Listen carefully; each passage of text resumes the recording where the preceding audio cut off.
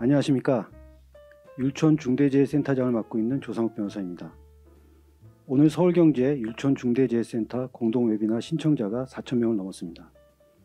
바쁘신 중에도 시간을 내어 참석해 주신 많은 분들께 우선 감사 말씀드립니다. 발표에 앞서 서울경제 이종환 대표이사 부회장님의 축사가 있겠습니다. 안녕하십니까. 서울경제 대표를 맡고 있는 이종환입니다. 한 해가 새로운 해가 시작된 지 좀 됐습니다만은 아직 설 전이니까 오늘 이 자리에 참석해 주신 모든 분들 새해 복 많이 받으시고 무엇보다 늘 건강하시기 바랍니다. 중대재해법이 지금 시행을 지금 일주일 앞두고 있습니다. 그래서 오늘 이 자리에서는 중대재해법 시행 7일을 앞두고 최종 점검하는 그 웨비나를 갖게 되었습니다. 준비해 주신 우창록 율촌의 명예회장님과 또 강석훈 대표 변호사님, 김경수 중대재해센터 통합센터장님 감사드립니다. 그리고 고대어 주제 강연을 또 해주실 우리 박영만 중대재해센터 공동센터장님, 또 이시원 부센터장님, 또 이동현 부팀장님 역시 고맙습니다. 제가 듣기로 오늘 여기에 참석해주고 계신 줌으로 참석해주고 계신 분들이 4,100명에 이르른다 이렇게 들었습니다. 코로나 2년째 이어지고 있는 이 코로나로 여러 가지로 어려움 많으실 줄 압니다. 그럼에도 불구하고 또 이렇게 어떻게 보면 어려운 또 이 상황을 또 맞이하게 돼서 이렇게 많은 관심을 기울여 주시지 않나 이렇게 생각이 듭니다. 우리 모두가 주지하다시피 올해 우리 대한민국은 두 개의 큰 정치 행사를 갖습니다. 아마 모르긴 몰라도 여기서 어떤 선택을 하느냐에 따라서 향후 대한민국의 최소 20, 30년 이상이 좌우된다. 저는 그렇게 보고 있습니다. 지금 우리가 맞이하고 있는 가장 큰 이 어려움, 대한민국이라는 우리 역사 공동체가 맞닥뜨리고 있는 이 어려움을 그리고 우리에게 가장 필요한 어떤 화두를 하나를 잡으라 그러면 뭐로 하실 수 있겠습니까? 저는 미래라고 생각을 합니다. 이게 좀 너무 범위가 넓다라고 생각하시면 지금 우리가 가장 극복해야 될 대상이 저성장의 고착화입니다. 성장 동력이 꺼져가고 있고 엔진이 꺼져가고 있고 성장 잠재율이 현저히 떨어지고 있습니다. 이것들을 극복하는 방법은 뭐겠습니까? 정부도 굉장히 중요한 역할을 해야죠. 하지만 그 가장 선두에서 이겨내야 될 대상의 주된 그 역할을 해야 될 분들이 바로 기업인들입니다. 근데 우리 지금 기업과 기업인들을 둘러싸고 있는 경영 여건, 환경을 이렇게 보면 저는 모르겠습니다. 저는 참담하다 이렇게 표현을 합니다. 물론 이 해마다 우리나라에서는 수많은 노동자들이 각종 사고로 생명을 잃고 있습니다. 산업재해 공화국이라는 이 불명예스러운 얘기가 어떻게 보면 변명의 여지가 없을 정도입니다. 생명을 지키는 이 안전이 무엇보다 중요하다라는데 이를 제기할 사람이 누가 있겠습니까? 문제는 지금 우리가 오늘 다루고자 하는 이 주제는 몇 가지 문제가 있습니다. 사업주, 경영 책임자 등에 대한 기준이 이 적용 대상이 굉장히 분명치가 않다라는 문제, 또 이 재법상 고의와 과실을 구분하기가 굉장히 쉽지 않다라는, 또 이 형사처벌에 대한 이 불확실성 등등이 아마 오늘 이 자리에 함께 하신 많은 분들이 느끼시는 그런 우려가 아닌가 그렇게 생각이 됩니다. 저희들이 그 율촌과 함께, 율촌 중대재해센터와 함께 올해 그 한 해 동안 중대재해법을 어떻게 대응할 것인가라는 주제를 가지고 연중 기획을 할 겁니다. 오늘은 이제 그 첫 걸음이 되는 거고요. 앞으로 보다 나은 이런 산업 환경을 만들어 가기 위해서 같이 고민하는 첫 디딤돌이 되겠습니다. 오늘 이 자리에서 뭐 우리가 완벽한 솔루션을, 결론을, 보완책을 찾아내기는 쉽지 않겠지만 그러한 노력을 하는 하나의 의미 있는 첫 걸음이다. 시작이 반이라는 얘기 있지 않습니까? 그렇게 생각하시고 들어주시고 앞으로도 계속 의견을 보내주시고 저희들과 함께 해주시면 고맙겠습니다. 다시 한번 귀한 시간 내셔서 이 자리에 참석해 주신 지금 제 눈에는 보이지 않지만 많은 기업인 여러분들께 감사하다는 말씀을 드립니다. 그리고 여러분들의 근성을 빕니다. 고맙습니다.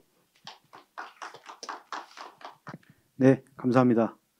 다음으로 율촌 중대재해 총괄센터장이신 김경수 변호사님의 개회사가 있겠습니다. 예, 안녕하십니까.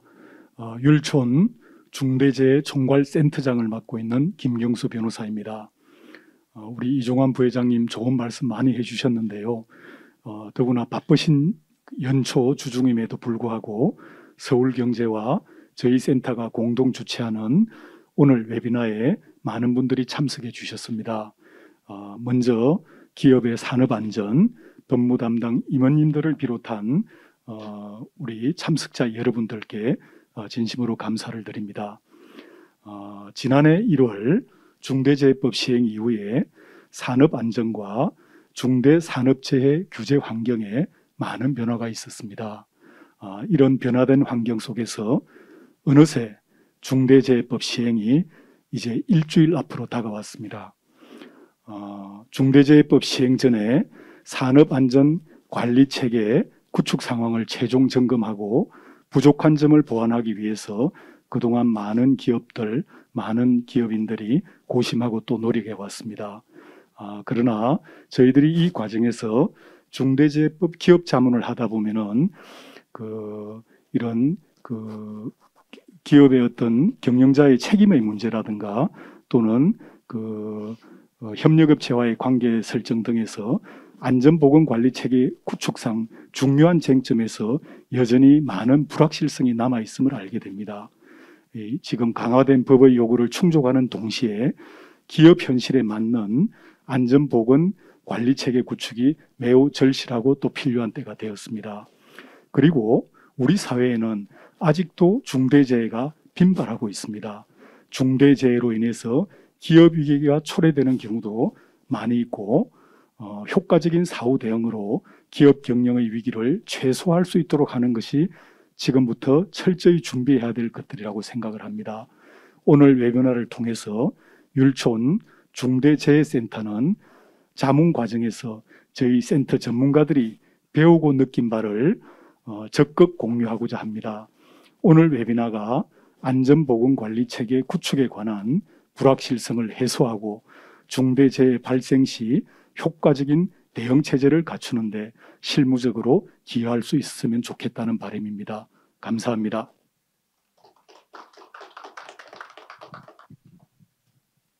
네, 감사합니다. 그럼 본격적으로 발표를 진행하겠습니다. 주제 발표는 세 부분으로 구성됩니다. 우선 처음으로 율촌 중대재해센터장 박영만 변호사님께서 중대재해법 중요 이슈별 대응 방안에 대해 발표하시겠습니다. 이어서 컴플라이언스 부팀장인 이동현 노무사가 안전보건관리체계 최종 점검에 관해서, 그리고 마지막으로 부센터장인 이시연 변호사가 중대산업재해 발생 시 대응체계 점검에 대해 발표하겠습니다.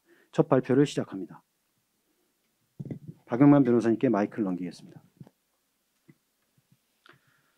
안녕하십니까. 율촌의 박영만 변호사입니다.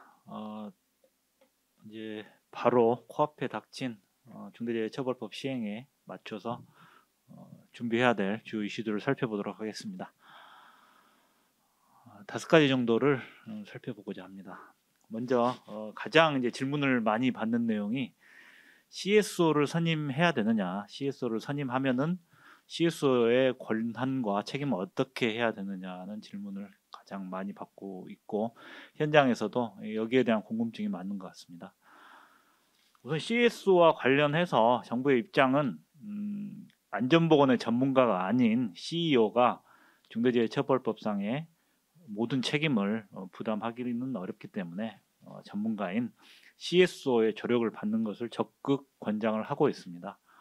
여러 차례 작년 건설사 본사 특별감독을 통해서도 정부에서는 이런 CSO의 선임과 CSO를 중심으로 한 회사의 총괄적인 안전보건 관리체계 확립을 요구하고 있습니다. 실무적으로 이제 CSO를 선임하게 된다는 것은 그 안전보건 관리 체계와 관련된 그 모든 사항을 전담할 수 있는 독립적인 구성을 하고 조직을 구성하고 그 조직을 CSO가 총괄하여 관리한다, 그렇게 보시면 되겠습니다. 그렇기 위해서는 우선 이제 제반 회사의 안전보건과 관련한 사항들은 CSO가 검토하고 승인하는 체계를 갖추어야 되겠고요. 또 예산이나 인력 결정, 그리고 대관 업무 등에 대해서도 이런 안전보건과 관련된 내용이라면은 최소한 CSO의 승인이나 또 필요한 협의 절차를 거쳐서 회사의 안전보건에 관한 정책이 일관적으로 통일돼서 나갈 수 있도록 내부 규정도 그에 맞춰서 변경해야 될 것으로 생각합니다. 이 대표이사와 CSO 간의 업무 분장과 관련해서도 보고라든가 이런 의사소통 체계를 명확하게 확립한 후에 대표이사가 보고받는 그런 구체적인 현장의 구체적인 안전관리 실태라든가 상황에 대해서는 CSO를 중심으로 본사에서 현장을 관리하고 CEO는 안전보건 전담 조직에 설치돼서 잘 운영되고 있고 활동도 현장을 잘 관리하고 있다. 그리고 우리 회사의 법령 준수는 지금 중대재해법을 비롯한 산업안전보건법의 모든 규정을 다 준수하고 있다는 수준의 보고를 받으면은 이제 어떤 CEO의 업무 부담을 덜어준다는 측면, 그리고 또 직접적인 안전보건 조치는 이 전문가인 CSO와 현장에서 잘 관리를 하는 그런 업무 분담을 회사 내에서 체계를 정립할 필요가 있을 것으로 생각합니다.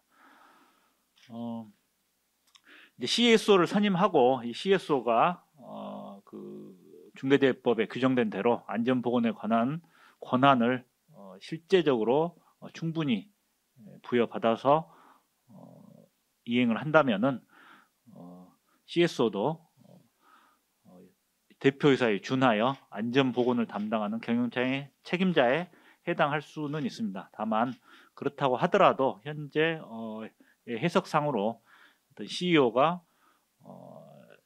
중대재해처벌법상 경영 책임자에서 제외되고 완전히 면책된다라고 하기는 조금 어려울 것 같습니다. 우선 법의 목적, 입법 취지 자체가 기업의 최고 의사 결정자가 좀 안전보건에 관한 관심을 가지고 현장의 안전 상황을 점검한다. 점검해야 산재가 줄어들 것이다라는 판단이 있었고, 그리고 산업안전보건법 상으로도 대표이사가 회사의 안전보건 계획을 수립해서 이사회에 보고를 하는 의무를 규정하고 있습니다. 또 이 내용은 중대재해처벌법상의 대표이사 혹은 경영 책임자가 해야 할 안전보건 확보 의무의 내용과 중첩이 됩니다.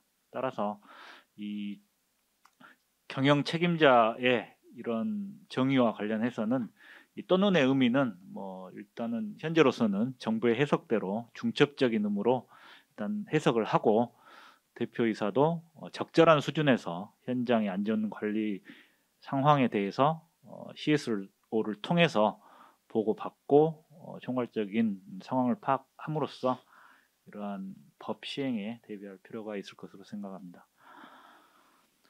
다음으로는 그 예산과 관련해서 또 질문이 많이 하시는데요. 뭐 제정안에, 법률 제정안에, 시행령 제정안에 재해 예방에 필요한 적절한 예산이었다가 결국 이제 필요한 예산으로 이제 기준이 바뀌긴 했습니다. 현재 그 법령상 그 안전보건 관련 예산에 대해서 저희들이 참조할 만한 기준은 그 산업안전보건법에 따른 건설업 산업안전보건관리비 계상 사용 기준입니다. 고용노동부 고시에 따르면은 여기에서 건설공사의 산업안전보건관리비는 통상 전체 공사 금액의 약 1 내지 3% 정도를 사용할 수 있게 하고 있고, 그 사용 가능 항목은 뭐 안전관리 인력의 인건비라든가 안전시설, 보호구, 뭐 교육비, 건강관리비 등이 있고, 현재도 건설사 본사에 안전 전담 조직이 있는 경우 본사에서도 이 산업안전보건관리비를 사용할 수 있게 규정을 하고는 있습니다. 그리고 이제 사용 제외 항목으로는 현장 작업자의 안전과 직접적인 관련이 없는 어떤 건축 시설물, 건축물의 구조 안전이라든가 품질 관리, 뭐 방역 비용 이런 것에 대해서는 산업안전보건관리비에서 포함이 안 되는 것으로 지금 규정을 하고 있습니다. 또 전담 조직이 없거나 뭐 조직이 있다고 하더라도 이런 그 인력이 안전을 전담해서 안전 업무를 담당하지 않을 때는 또 사용할 수 없게 하고 있습니다. 기존에 이런 산업안전보건관리비의 어떤 액수라든가 규모라든가 그 용도를 일단 참조를 해서 법 시행 이후에도 이런 산업안전보건관리비, 안전관리비 내용을 좀 준비를 할 수는 있을 것 같습니다. 다만 그 작년 특별감독 결과에서 산업안전보건관리비는 되도록이면은 현장에서, 건설업의 경우입니다, 현장에서 사용하고 본사에서는 별도의 예산을 편성하는 게 좋겠다라는 어떤 그 지적사항이 있었기 때문에 이 부분은 참고할 만할 것 같습니다. 또 일부 현장에서는 그 관행적으로 이제 고시에서 정한 기준보다 낮게 산업안전보건관리비를 계상하는 경우가 있는데, 법 시행 이후에는 그런 것은 좀 주의를 하는 게 좋을 것 같습니다. 안전보건, 중대재해법에 따른 안전보건 관리 비용은 우선 인력에 관한 비용이 있겠고요. 기존 고시상으로는 비전담인 경우에는 인건비에서 제외를 하고 있지만은 비전담이라고 하더라도 안전보건 전담 조직을 구성할 의무가 없는 기업에서는 이런 안전보건 담당자의 다른 업무와 겸임하는 담당자의 인건비도 역시 일부는 안전보건 관리 비용에 해당할 것으로 생각이 되고, 다음으로 이제 생산 시설이나 장비도 물론 이제 안전 관련 비용으로 볼 수 있을 것으로 생각을 합니다. 시설이나 장비를 개선하는 것이 물론 이제 품질 향상이라든가 생산량을 증대하는 효과도 있지만은 또 새로운 기계나 설비가 당연히 안전에서도 우수할 수 있기 때문에 그러한 비용도 안전관리 비용으로 볼 수 있고, 다만 이런 안전 투자로 우리는 평가했다, 이걸 안전 비용으로 계산하겠다라고 한다면은 그에 대한 내부적인 검토 자료 등을 좀 문서로 남겨놓을 필요가 있을 것으로 생각합니다. 다음은 이제 협력업체와 관련한 내용입니다. 법에서도 이제 협력업체의 산재 예방 능력을 평가하는 것을 이제 중요하게 법령에서도 규정을 하고 있기 때문에 우선 그 협력업체와 계약을 맺을 때도 충분한 안전보건 관리 비용을 지급을 해야 될 것이고요. 또 이러한 비용의 적정성을 정기적으로 최소한 1년에 한 번 정도는 뭐 안전부서와 국내부서와 함께 이런 절차를 거쳐서 논의를 하고 그 결과를 문서로 남기는 게 좋을 것 같습니다. 기존에 이제 최저 입찰제 하에서는 이제 안전보건 관리비가 전체 도급비에 포함되어 있었지만은 앞으로는 별도로 그 비용을 명시하고 최소한 물가 상승률만큼은 매년 그 관리비의 인상에 적용을 하는 게 좋을 것 같습니다. 그리고 조선업과 건설업에 관해서는 지금 공사 기간을 선정을 하게 되어 있는데요. 최근에 국토교통부에서 공공건설공사의 공사기간 산정 기준을 제정해서 고시한 바 있습니다. 여기에서는 이제 계약을 할 때 공사기간 산정 근거를 명시하고 그 적정성 심의하고 또 시공자가 혹은 시공자가 연장 요청할 때는 협의 절차를 거치고 필요하면 전문가의 자문을 받고 하는 이런 이제 내용들이 있기 때문에 민간에서도 이런 고시를 참조를 해서 적절한 현장 관리 절차를 갖춰야 될 것으로 생각합니다. 그리고 협력업체가 작업 수행을 하면서도 안전을 관리를 잘 하는지 안전보건 협의체 등을 통해서 의견을 청취를 하고 또 협력업체가 뭐 요청을 한다면 그 요청을 받아서 최소한 뭐 안전보건 교육을 지원하는 절차도 갖출 필요가 있을 것 같습니다. 그리고 이제 시행령상 직업병과 관련해서도 직업성 질병과 관련해서도 그 직업성 질병을 일으킬 수 있는 유해 물질에 대해서는 반드시 문서로 협력사에 정보를 제공하는 게 필요할 것 같습니다. 기존의 이 의무는 기존 산안법상의 의무이기 때문에 중대재해법에서 시행을 앞두고도 반드시 이건 지켜야 될 것으로 생각합니다. 그리고 협력업체가 안전관리를 잘하는지 정기적으로 이런 각 부서가 합동으로 평가를 하고 그 평가 결과를 가지고 거기에 일정 기준에 미달하는 업체는 반드시 이런 탈락시키는 절차를 가지고 실제로 또 탈락시킬 수도 있어야 회사의 협력업체 관리가 제대로 될 수 있다는 평가를 받을 것으로 생각합니다. 그다음 이제 건설공사 발주자와 도급인 관련해서 여기에 대해서 좀 논란이 많은 편입니다. 기존의 산안법에서는 그 발주자와 도급인의 어떤 구별에 대해서 일단 시공을 주도하여 총괄 관리하지 않는 경우에는 발주자로 보고 있습니다. 그렇지만 그 중대재해처벌법은 이제 표현을 다르게 해서 건설공사 발주자라도 현장에 대해서 실질적인 지배 운영 관리상 책임이 있는 경우에는 어떤 그 도급인에 준해서 현장의 안전보건 관리 확보 의무를 이제 이행을 해야 된다라고 지금 규정을 하고 있습니다. 문헌상으로는 이제 약간 차이가 있습니다. 시공 작업과 관련된 내용을 이제 산안법에서는 규정을 하고 있고 그 범위에 관해서도 중대재해처벌법에서는 시설, 장비, 장소 등에 대해서 실질적인 지배 운영 관리상의 책임이 있느냐를 가지고 결정을 하고 있습니다. 따라서 우선 이제 건설공사 발주자인지 또는 도급인인지 이런 판단하는 절차가 있어야겠지만 최소한 발주자라고 하더라도 최소한 산안법상의 어떤 의무들, 안전보건 대장 작성 같은 의무들은 기본적으로 준수를 해야 되겠고 또 시설이라든가 장비, 장소에 대해서 우리 회사가 그 현장을 지배 관리하는 것으로 볼 수 있다면 거기에 대한 안전 관리를 할 수 있는 절차도 갖춰야 할 것으로 생각합니다.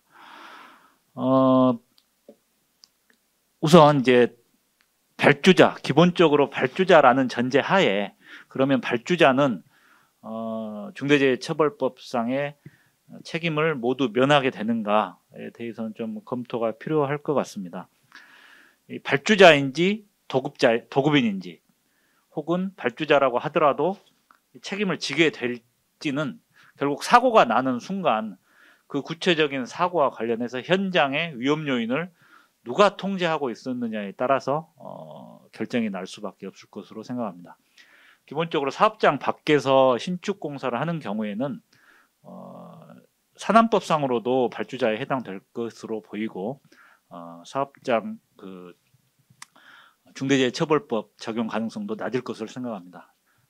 사업장 밖에서는 사실상 시공사가 공사 현장을 지배하고 있고 또 전문 감리업체가 공사를 감리를 한다면은 특별한 사정이 없는 한 발주자에게는 어떤 산안법이나 중대재해처벌법이 적용되기는 어려울 것으로 생각합니다.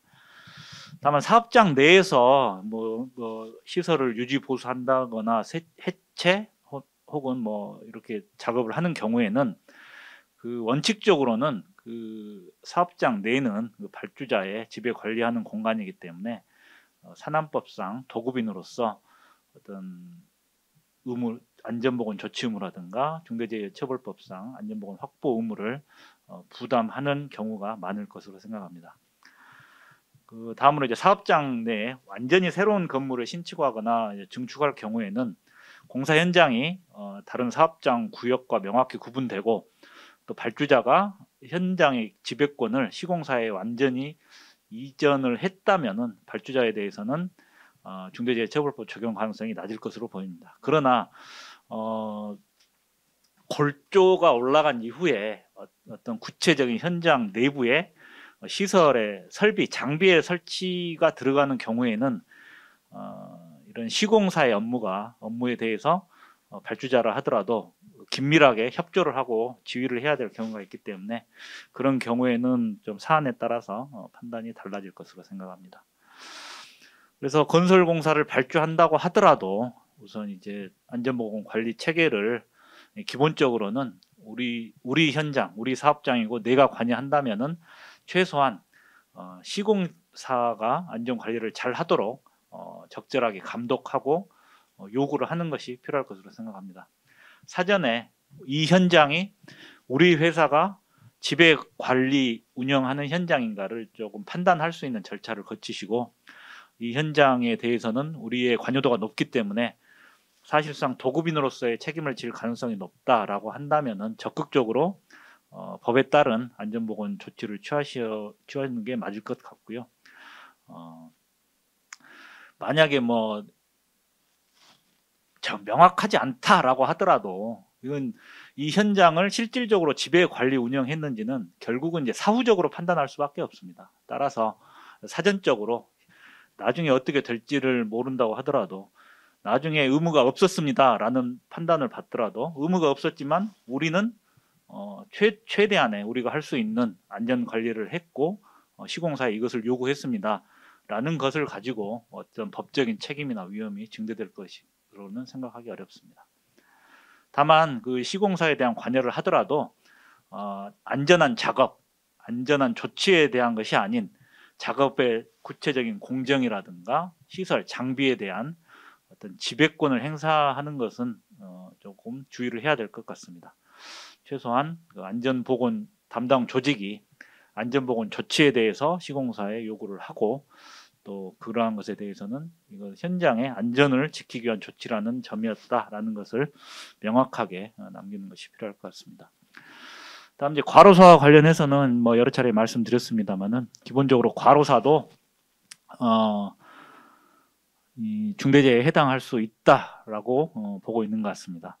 현재 그 산안법상의 그 중대재해 발생 시 즉시 신고와 관련해서 사망사고 기준이 사고 이후 3일 이내에 사망한 경우에는 중대재해 사고로 인한 직접적인 사망으로 보고 있기 때문에 조금 빠른 시간 내에 쓰러지자마자 단기간 내에 사망하신 경우에는 일단 중대재해가 될 수 있다라고 생각을 하셔야 될 것 같고 최소한 산재 승인만으로 원칙적으로 산재 승인만으로 중대재해법 위반이 되지는 않겠지만은 주 52시간제라든가 산안법에서 정한 건강검진, 직무 스트레스 관리 이런 것들을 소홀히 했을 때는 처벌의 위험이 있을 것으로 생각합니다. 따라서 주 52시간제는 물론 준수해야 될 것이고 주말 충분한 휴식을 보장을 해야 될 것이고 또 이제 중대재해법 시행령에 있는 그 유해 위험 요인 확인 개선이라든가 종사자 의견 청취 또 같은 내용 그리고 안전보건 규칙에 있는 직무 스트레스한 건강 장애 예방 조치 등은 충실히 이행하는 게 좋을 것으로 생각합니다. 이상입니다. 네, 감사합니다.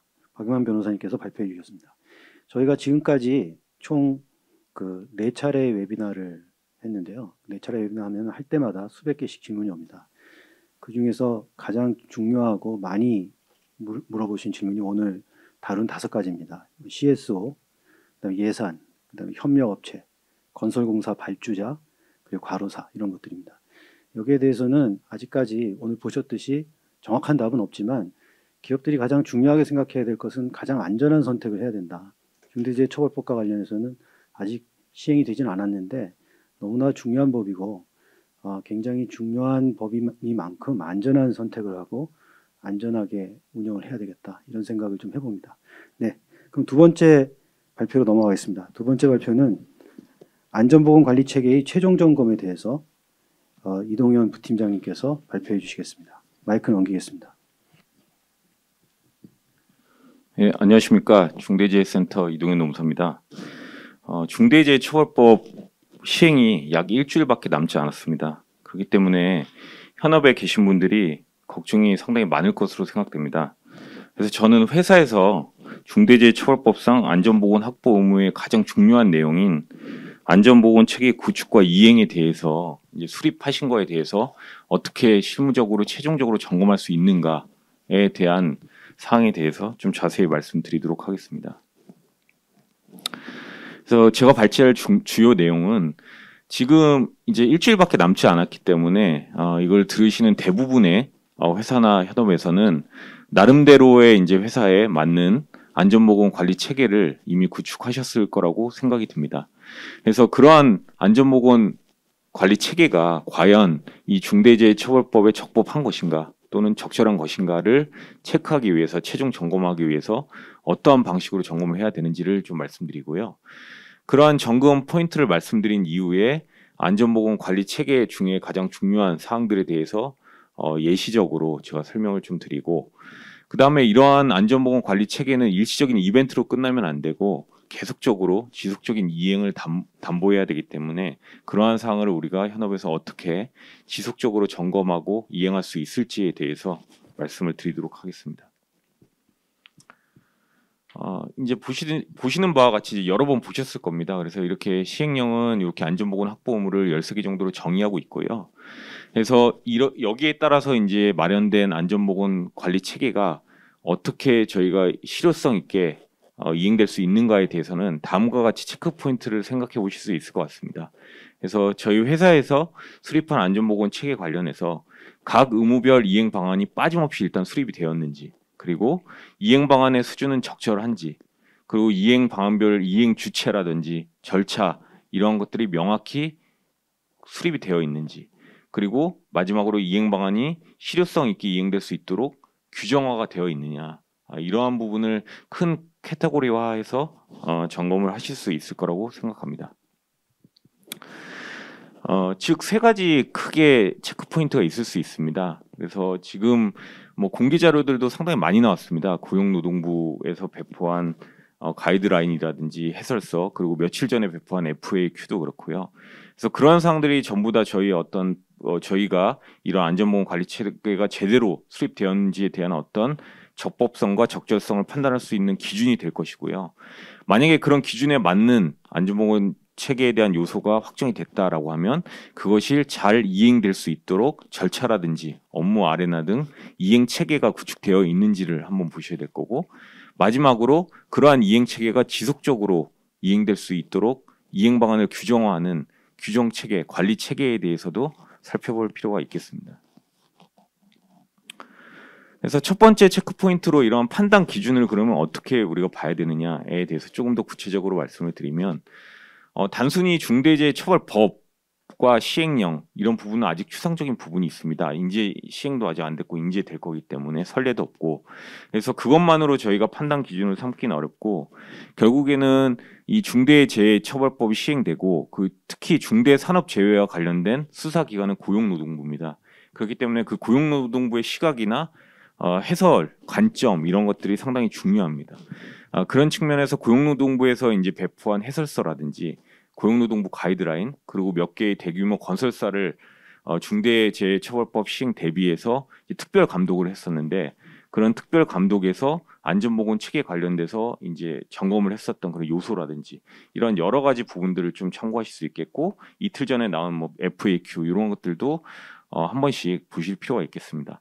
또 이 중대재해처벌법이 층위상으로 산업안전보건법과 좀 다른 부분이 있지만, 결국에 기존의 우리나라의 어떤 산업 현장의 안전에 대한 기준과 정책 이러한 것들은 산업안전보건법에 의해서 규율되어 왔기 때문에 그 산업안전보건법 관련 실무 예들은 상당히 많이 축적되어 있습니다.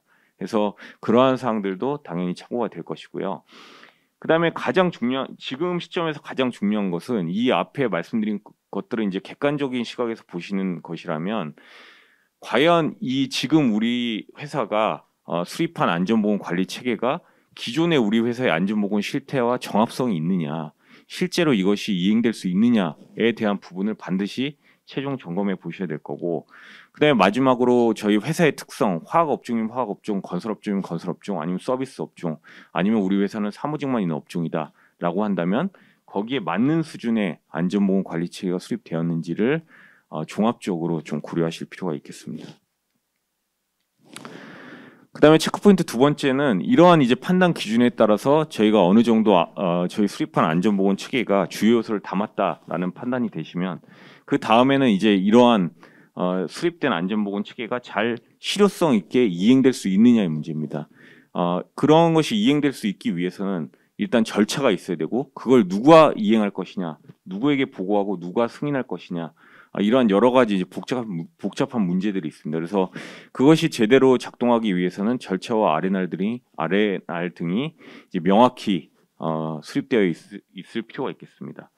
이러한 이행 체계 관련해서 저희 율촌중대재해센터에서 조금 이상적으로 권고드리는 이제 체계는 다음과 같습니다. 그래서 대표이사가 일단 기본적으로 법상 의무 주체가 되겠지만 대표이사가 이러한 안전보건 확보 의무에 대부분의 의무를 이행하기에는 어렵기 때문에 결국에는 역량 있는 안전보건 전담 조직의 장을 통해서 이런 실제적인 이행은 하게 될 것이고요. 이런 안전보건 전담 조직은 각 이제 전국에 산재해 있는 사업장의 안전보건 관리자들 또는 보건관리자들, 안전보건 관리 담당자들과 함께 긴밀히 협의함으로써 구체적인 조치는 이제 사업장의 안전보건 인력들이 하고 필요한 사항에 대해서는 안전보건 전담 조직이 보고를 받고 안전보건 전담 조직의 장을 통해서 중대재해처벌법상 대표이사가 보고받아야 할 사항에 대해서는 필요한 사항에 대해서 보고받고 거기에 따라서 이제 의사결정을 하여 이행하는 그러한 체계라고 보시면 되겠습니다. 다만 한 가지 더 말씀드리면 이런 안전보건 확보 의무 중에 상당히 까다로운 사항이 있습니다. 적정한 인력이라든지 필요한 예산 이러한 부분은 사실 회사 내부적으로 사전적으로 이것이 적정하고 또는 필요하다 이렇게 규정짓기는 쉽지는 않기 때문에 결국에는 이것은 만에 하나 중대재해가 발생했을 때 그것이 적정하게 했는지 아니면 필요한 예산을 다 편성하고 집행했는지 사후적으로 평가될 수밖에 없습니다. 그러한 측면에서 절차적인 정당성을 저희가 담보할 수 있는 뭔가의 수단이 필요하고요.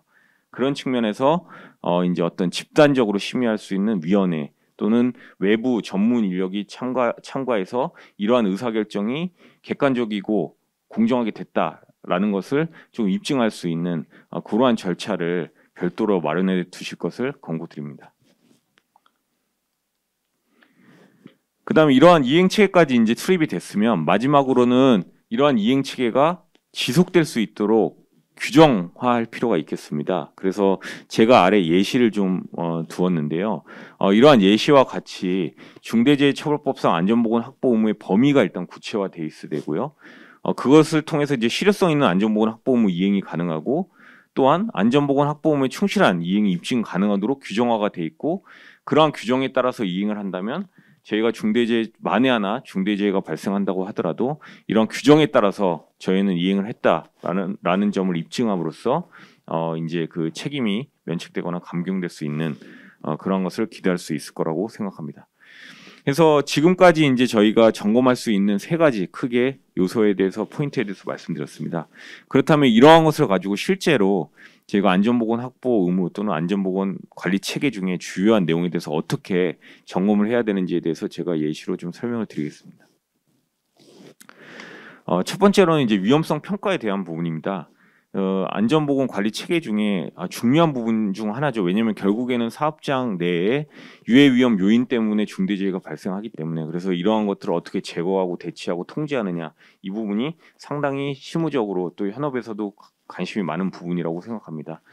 그래서 이러한 위험성 평가에 대한 부분의 주요 판단 요소들을 저희가 기존에 여러 가지 법령이라든지 노동부 가이드 해설서 또는 타사 우수 사례 이런 것들을 감안해서 생각해 보면 결국에는 지금 장표에 있는 것들이 주요적인 판단 요소가 될 수 있습니다. 그래서 우리 회사의 메이저 하자드가 무엇인지 그리고 위험성 평가 과정에서 근로자들의 의견이 충분히 반영되고 있는지 특히 중대재해가 발생할 수 있는 고위험 작업에 대해서는 구체적인 안전작업 대책, 뭐 작업 허가서나 상세도나 이런 것들을 수립하고 어떤 전산에 등록해서 트래킹하고 있는지 이런 여러 가지 사항들이 이제 주요 판단 요소가 될 것입니다. 그러니까 반대로 얘기하면 이러한 주요 판단 요소라는 것은 저희가 지금 현재 저희 회사에서 수립한 안전보건 관리 체계 중에 이러한 내용을 포섭할 수 있는 방안들이 있어야 된다라고 이해를 하시면 되겠습니다. 그래서 이러한 것을 통해서 이제 주요 요소들이 확정이 되면 거기에 따라서 이행 방안이 수립되면 될 것입니다. 그래서 중대재해처벌법에서 가장 지금 요구하고 있는 반기 1회 이상 위험성 평가 관련된 이행상을 점검하고 보고하는 부분이 있겠고요. 그다음에 특히 이제 중대재해는 고위험 작업에서도 많이 발생하지만 비정형 작업에서도 많이 발생하기 때문에 그 비정형 작업과 관련된 점검 체계나 위험성 평가 체계를 수립하고 있는지 그거에 대해서도 체크하시고 거기에 따른 이행 방안을 마련해 두셔야 될 것 같습니다.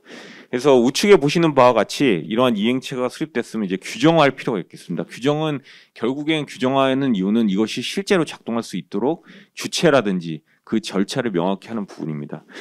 그래서 위험성 평가 관련해서는 제가 예시에 든 것처럼 결국에는 안전보건 전담 조직이 전사적인 위험성 평가 계획을 수립하고 사업장별 안전보건 관리 책임자가 거기에 따라서 이제 위험성 평가를 각 사업장별로 이행하고 그 평가를 이제 안전보건 전담 조직이 취합 분석해서 경영 책임자한테 보고하는 이렇게 이행 주체와 절차가 분명히 되어 있어야 이게 현장에서의 작동성이 이루어질 수 있다라고 생각합니다.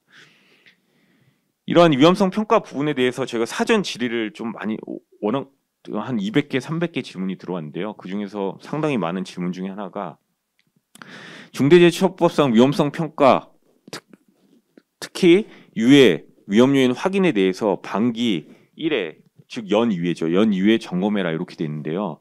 근데 실제적으로 지금 산업안전보건법상으로는 위험성 평가가 수시 평가, 최초 평가, 정기 평가 이렇게 있어서 반드시 반기 1회 위험성 평가를 해야 되는 상황이 안 올 수도 있습니다. 산업안전보건법상으로는. 그러다 보니까 이게 만약에 산업안전보건법상으로 위험성 평가를 하면 가름이 된다고 하는데 그럼 만약에 반기 1회를 한 게 아니면 이거 또 따로 해야 되느냐 이런 질문이 많습니다. 근데 이제 법을 보시면은 결국에는 반기 1회 점검하라는 것은 위험성 평가를 반기 1회씩 하라는 것은 아니고 그러한 유해 위험 확인 절차가 제대로 되고 있는지 산업안전보건법상 위험성 평가가 제대로 이행되고 있는지를 보는 거기 때문에 반드시 반기 1회 이상 위험성 평가 자체를 실시해야 되는 것은 아니다라는 것을 유의하시면 될 것 같고요. 며칠 전에 나온 고용노동부 FAQ 자료에서도 그러한 취지로 설명을 하고 있습니다. 그래서 이러한 부분은 궁금증이 해결되셨을 것이라고 봅니다. 다음 두 번째 예시로는요. 또 제가 이제 중대재해처벌법 대비 컴플라이언스를 많이 하다 보면은 가장 궁금해하시는 게 안전보건 관리 책임자나 관리 감독자 이런 분들이 충실히 업무를 하는지를 반기 1 이상 평가하고 미흡한 부분이 있으면 필요한 조치를 해라. 이런 이제 안전보건 관리 체계에 대한 의무가 있습니다. 근데 이게 실제로 대체 어떻게 하라는 얘기냐? 이게 법에 너무 구체적인 얘기가 없다라는 그 현업의 얘기가 상당히 많습니다. 그래서 이 부분에 대해서 조금 제가 예시로서 좀 설명을 드리면요. 결국엔 이건 새로운 의무라기보다는 안전보건 관리 책임자나 관리 감독자는 산업안전보건법상 선임 또는 지정해야 될 안전보건 인력이고요. 애초부터 있어 왔던. 그리고 그분들에 대한 이제 법정 그 의무 그러니까 업무죠. 업무는 이미 산업안전보건법에 정해져 있습니다. 그래서 저희가 새롭게 이 평가 기준을 만드실 필요까지는 없을 것 같고요. 이 산업안전보건법에 규정되어 있는 법정 업무와 그다음에 실제 저희 회사의 안전보건 관리 책임자가 하고 있는 업무 아레나를 좀 매칭을 시켜서 거기에 따라서 지금 제가 예시에 든 바와 같이 나열을 하고 거기에 따른 평가 기준을 정하면 될 것입니다. 그래서 이렇게 등급을 나눠서 각 항목별로 평가를 이행하시면 될 것 같고요. 평가 방식은 지금 법정으로 정해져 있지는 않습니다. 법으로 정해져 있지는 않아서 배점제를 하든 등급제를 하든 아니면 패스페일로 하든 이러한 부분들은 회사별로 이제 선호하는 방식 또는 이 정도가 좋겠다라는 적절하게 판단을 하셔서 이행하면 될 것입니다. 근데 여기서 중요한 부분은 결국에는 이러한 평가를 하라는 것은 이런 안전보건 관리 책임자 또는 관리 감독자가 본인의 법에서 정해져 있는 업무를 충실히 해서 중대재해를 예방하기 위한 것이기 때문에 그러한 업무가 충실히 했는지는 실질적인 평가가 이루어져야 될 것 같고요. 그러한 측면에서 만약에 충실히 했다라고 한다면은 거기에 대한 근거 자료는 반드시 잘 남겨둘 필요가 있겠습니다. 그리고 만약에 미흡하다고 평가가 됐다. 그렇다고 한다면 인사상 불이익은 뭐 별도로 하더라도 그러한 미흡한 부분이 충실히 되기 위한 조치, 무슨 R&R이 지금 제대로 안 돼 있다거나 아니면 프로세스상 적시에 할 수 없을 만큼 좀 너무 복잡하다거나 이러한 문제들을 시정할 수 있는 조치를 바로 하시는 것이 좋겠습니다. 그다음에 또 하나 더 요거 관련 질문이 들어오는 게 하나의 사업장만 있다거나 또는 대표이사가 상주하는 사업장인 경우에는 산업안전보건법상 대표이사가 이제 안전보건 관리 책임자가 되게 됩니다. 그렇게 되면은 이제 대표이사가 안전보건 관리 책임자면 이게 본인을 평가하는 문제가 좀 발생을 합니다. 다만 이것은 이제 실행상의 약간의 불편함의 부분이고요. 법에서는 이러한 경우에도 단서로 예외 조항이나 이런 걸 두고 있지는 않기 때문에 이런 경우에도 본인 평가 등을 통해서 관련 자료 등이나 평가 자료 등은 마련해 두시는 게 좋겠습니다. 그 다음에 이제 예시로 설명드리는 마지막 사항은 이제 협력업체에 대한 부분입니다. 이 협력업체에 대한 부분은 제가 꼭 말씀드리고 싶은 이유가 결국에는 이 중대재해에 대한 부분이 협력업체에서 발생하는 비율이 상당히 높고요. 그래서 이번에 계속적으로 이제 터지는 큰 중대재해 사건에서도 협력업체를 최저가 입찰 했다거나 여러 가지 세부적인 기준을 안전보건 영향에 대한 기준을 제대로 평가하지 않고 그냥 관계상 협력업체를 썼다거나 이러한 여러 가지 사유로 이제 법 위반 또는 언론의 비난을 받는 경우가 상당히 많습니다. 그래서 요 관련된 경우에도 지금 보시다시피 중대재해처벌법에서는 협력업체의 선정 과정에서 안전보건에 대한 역량 또는 협력업체도 결국에는 이 중대재해처벌법상의 안전보건 확보물을 다 해야 되기 때문에 그런 안전보건 관리 체계를 구축했는지를 이제 평가에 반영하도록 하고 있습니다. 그래서 이러한 사항들을 통해서 이제 안전보건 평가에 대한 체크리스트나 계약 시 또는 입찰 시에 우리가 안전보건에 대한 역량과 어떤 충분한 비용 아니면 충분한 인력, 조직을 가지고 있는지에 대한 부분을 적시에 평가하고 거기에 기준과 절차를 두어서 할 필요가 있습니다. 이 사항에 대해서는 이제 사전 질의에서 상당히 질의가 많았기 때문에 저희가 다다음 세션에 하는 이제 Q&A 세션에서 조금 더 실제적으로 그러면 이런 협력업체의 평가에 대해서 기준과 절차를 구체적으로 어떻게 작성하고 이행해야 되는지에 대해서는 말씀을 드리겠습니다. 그래서 지금까지 말씀드린 사항을 통해서 이제 저희가 안전보건 관리 체계별로 조금 최종 점검을 하실 필요가 있겠고요. 그리고 또 하나 이제 강조드리고 싶은 점은 이런 안전보건 확보 의무는 일회성이 아니라는 겁니다. 왜냐하면 저희가 지금 잘 지킨다고 하더라도 예컨대 중대재해가 만에 하나 발생했는데 그 중대재해 발생 전 일정 기간 동안에는 좀 소홀히한 부분이 있었다.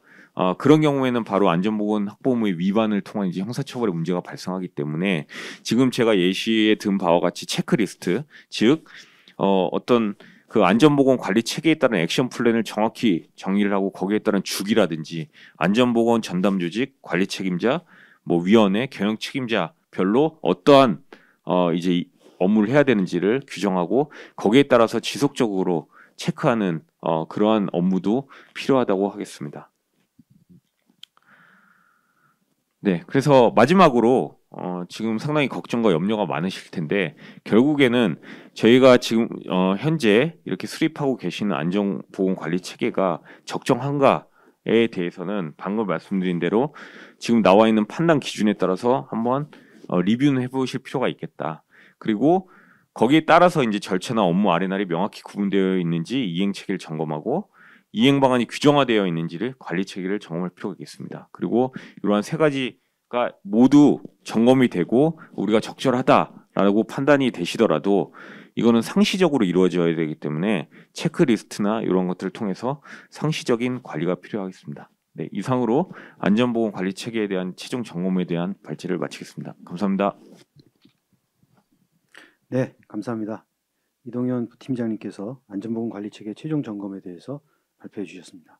그럼 곧바로 이어서 세 번째 발표로 들어가겠습니다. 세 번째 발표는 중대산업재해 발생 시 대응체계 최종 점검에 대해서 이시원 부센터장님께서 말씀해 주시겠습니다. 마이크 넘기겠습니다.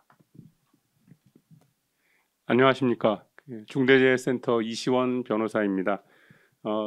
저는 이제 실제 그 중대재해처벌법 시행 이후에 중대재해가 발생하고 그에 관한 수사가 진행될 경우에 어떤 형태로 진행이 될 것이며 그에 대해서는 어떠한 기조로 대응을 하셔야 할지에 대해서 말씀드리도록 하겠습니다.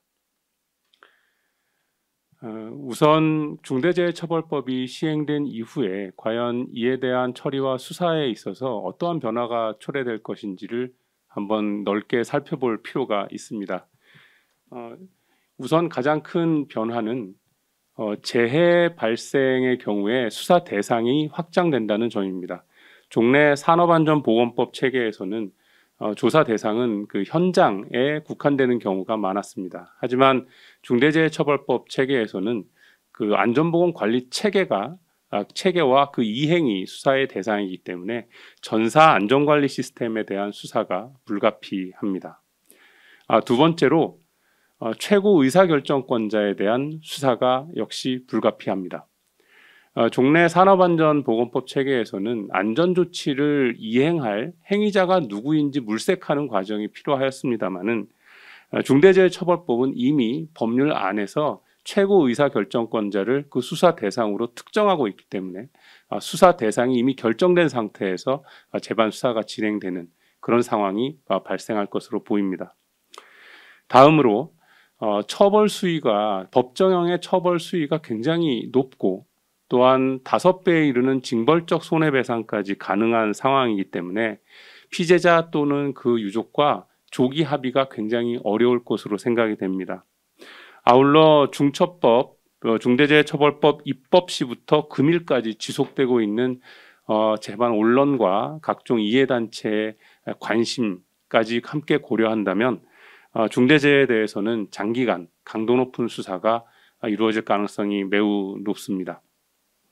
마지막으로 말씀드린 바와 같은 강력한 법정형 수준 때문에 변론 방향과 기조를 수립하는 데 어려움을 겪을 수 있을 것으로 생각됩니다. 좀 자세히 말씀드린다면 수사기관 또는 법정에서 검찰, 경찰과 기업의 입장이 첨예하게 대립할 경우에 끝까지 우리가 모든 의무를 충분히 이행하였다라고 주장하고 싶더라도 혹시 여러 가지 추상적인 요건들이 많이 있으니까요. 법원이 기업의 입장과 다른 판단을 할 경우에 그 후과로서 이루어지는 처벌의 수준이 너무 높다면 우리가 자유롭게 변론의 전략과 기조를 선택하는데 제약이 있을 수밖에 없을 것으로 생각이 됩니다. 결국 종합하자면 중대재해 발생 시 기업과 경영책임자는 산업법 체계에 대비해서 극히 불리한 위치에 서실 수밖에 없다고 보입니다. 따라서 어떻게 보면 이런 말씀을 드리는 것이 가장 의미 없을 수도 있고 가장 의미가 클 수도 있겠습니다만 중대재해처벌법에 있어서 최우선적으로 관심을 두셔야 될 것은 경영책임자 외에도 전사적으로 재해 예방에 배전의 노력을 기울이심으로써 수사의 단서가 되는 재해가 발생하지 않도록 하시는 것이 가장 중요한 것이 아닌가 말씀을 드립니다. 다음으로는 이제 수사 주체에 대한 설명인데요. 중대재해처벌법은 이제 근로감독관이 전속적 수사 관할을 가지게 되었습니다. 근로감독관은 평소에는 그 산업안전보건법을 기업들이 잘 준수하도록 행정적으로 지도하고 규제하고 감독하는 역할을 하지만 산업재해가 발생한 경우에는 중대재해나 산업재해가 발생한 경우에는 그 처벌법규의 적용이 필요한지 그 피의자는 누구인지에 대해서 수사권을 가집니다. 이렇듯 일반적 행정공무원이 특별한 법률 위반에 대해서 수사권을 가지는 경우 저희는 우리 법은 특별사법경찰이라고 하고요. 근로감독관은 중대재해처벌법 위반 사례에 있어서 특별사법경찰관으로서 수사를 진행하게 됩니다. 특별사법경찰관이라고 해서 다른 경찰과 뭐 수사권에 차이가 있는 것은 아닙니다. 소환 조사도 하고 압수수색도 하고 신병 처리도 가능합니다. 다만 뒤에서 다시 한번 말씀드리겠습니다만 수사권 조정에 따라서 경찰에 대해서는 일반 경찰에 대해서는 검사의 수사 지휘가 이제 불가능해졌습니다만 아직 특별사법경찰관에 대해서는 그 수사 지휘가 가능합니다. 따라서 중대재해가 발생할 경우 특별사법경찰관은 근로감독관은 검사의 수사 지휘를 받으면서 수사를 진행하고 수사 결과가 나오면 이 사건과 피의자를 검사에게 송치하는 형태로 수사를 진행하게 됩니다. 이어서 그럼 재해가 발생했을 경우 실제 조사 진행이 어떻게 될 것인지 한번 예상해 보도록 하겠습니다. 먼저 근로감독관이 시행할 중대재해처벌법 위반 사건에 대한 조사입니다. 초기 조사는 산안법 위반과 거의 유사한 형태로 진행될 것으로 예상이 됩니다.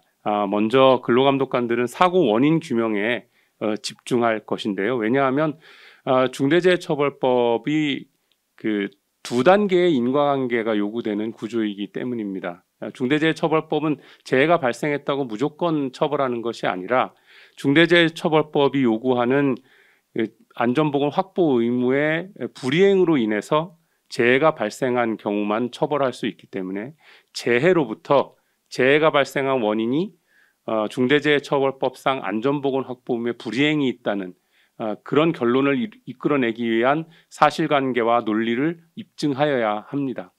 따라서 사고 원인은 안전보건 확보 의무 위반과 중대재해 사이의 인과관계를 입증하는 기초 사실이 됩니다.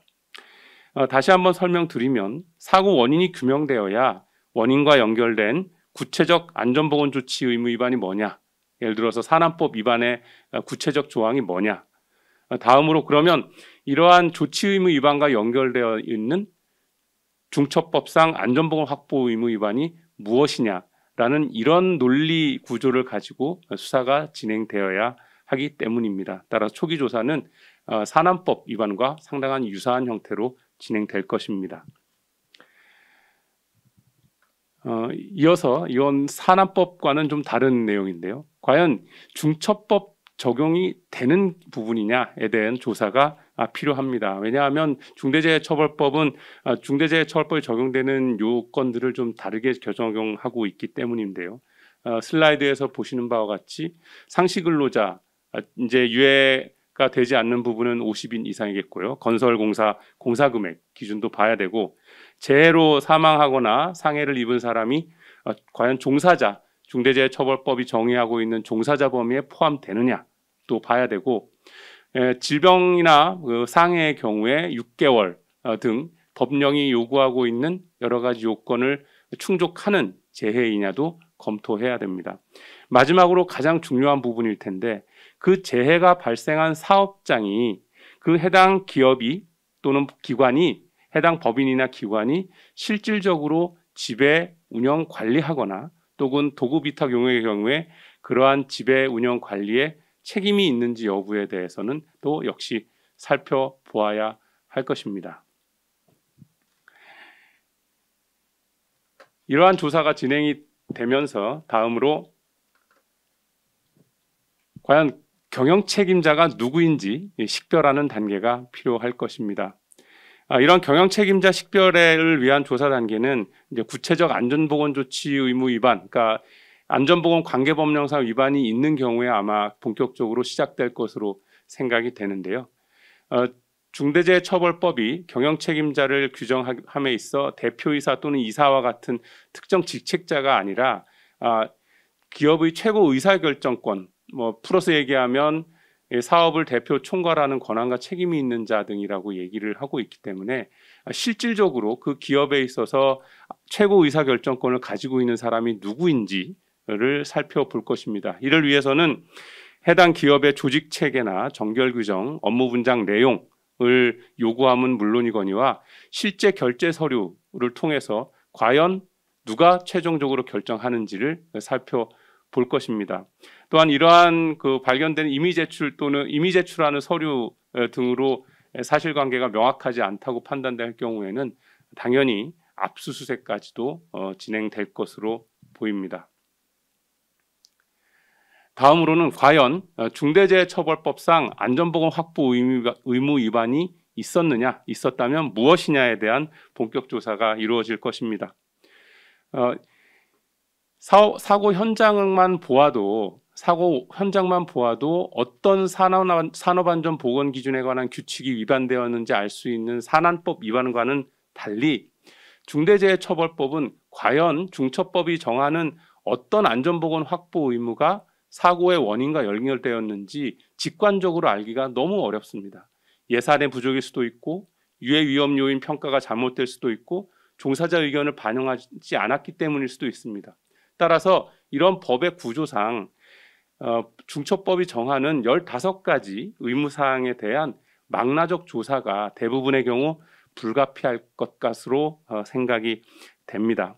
그래서 근로감독관은 이러한 제반의 의무들이 다 이행되었는지에 대해서 이를 조사하고 혹시 이행되지 못한 부분이 있다면 이를 사고와 인과관계가 있는 것인지에 대한 평가를 할 것이고 이 과정에서 당연히 본사에 대해서 압수수색의 가능성이 있음을 언급드리고자 합니다. 자, 이러한 그 절차의 수사가 어떤 방식으로 될지 다시 한번 도식을 통해서 말씀드리고자 합니다. 예를 들어서 사업장을 3개 가지고 있는 도급사가 있고 협력사가 이 각 사업장에서 포장 상차 등의 그 업무를 수행하고 있는 상황을 가정했습니다. 그래서 C 사업장에서 중대재해가 발생하게 되면 먼저 그 C 사업장 현장을 대상으로 구체적 조치 의무 위반이 뭐냐, 그리고 이게 중대재해냐, 그리고 조치 의무가 위반된 이유가 뭐냐, 그리고 이런 조치 의무 위반이 중처법상 의무와의 어떤 관련성이 있느냐에 대한 기초 조사를 진행할 것이고, 다음으로 협력사와 그 도급사를 대상으로 과연 이 도급사든 협력사 등이 C 사업장에 대해서 실질적 지배 운영 관리를 하고 있느냐, 그리고 제반 근로자 수나 등을 바탕하여 적용 대상이냐, 이런 부분을 볼 것입니다.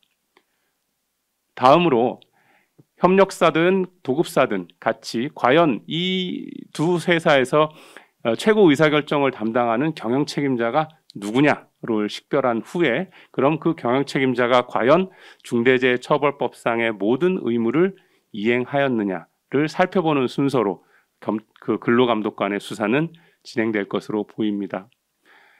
이를 다시 수사 과정을 중심으로 도식화하면 중대재해 발생에 따른 신고 의무 이행으로 당연히 근로감독관은 중대재해 사실을 인식하고 수사를 개시할 것이고, 그 외에도 피해자나 유족 관련 단체는 고소 고발을 통해서 수사를 촉구할 수 있습니다.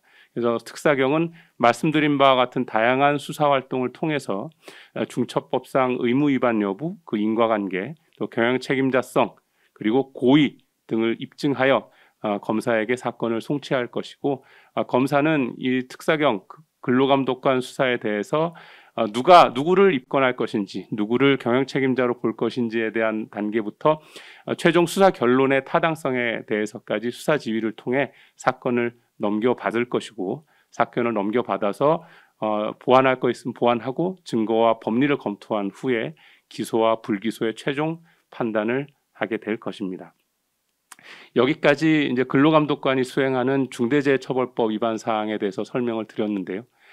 중대재해가 발생할 경우에 근로감독관뿐만 아니라 경찰에서도 수사가 진행될 것으로 보입니다.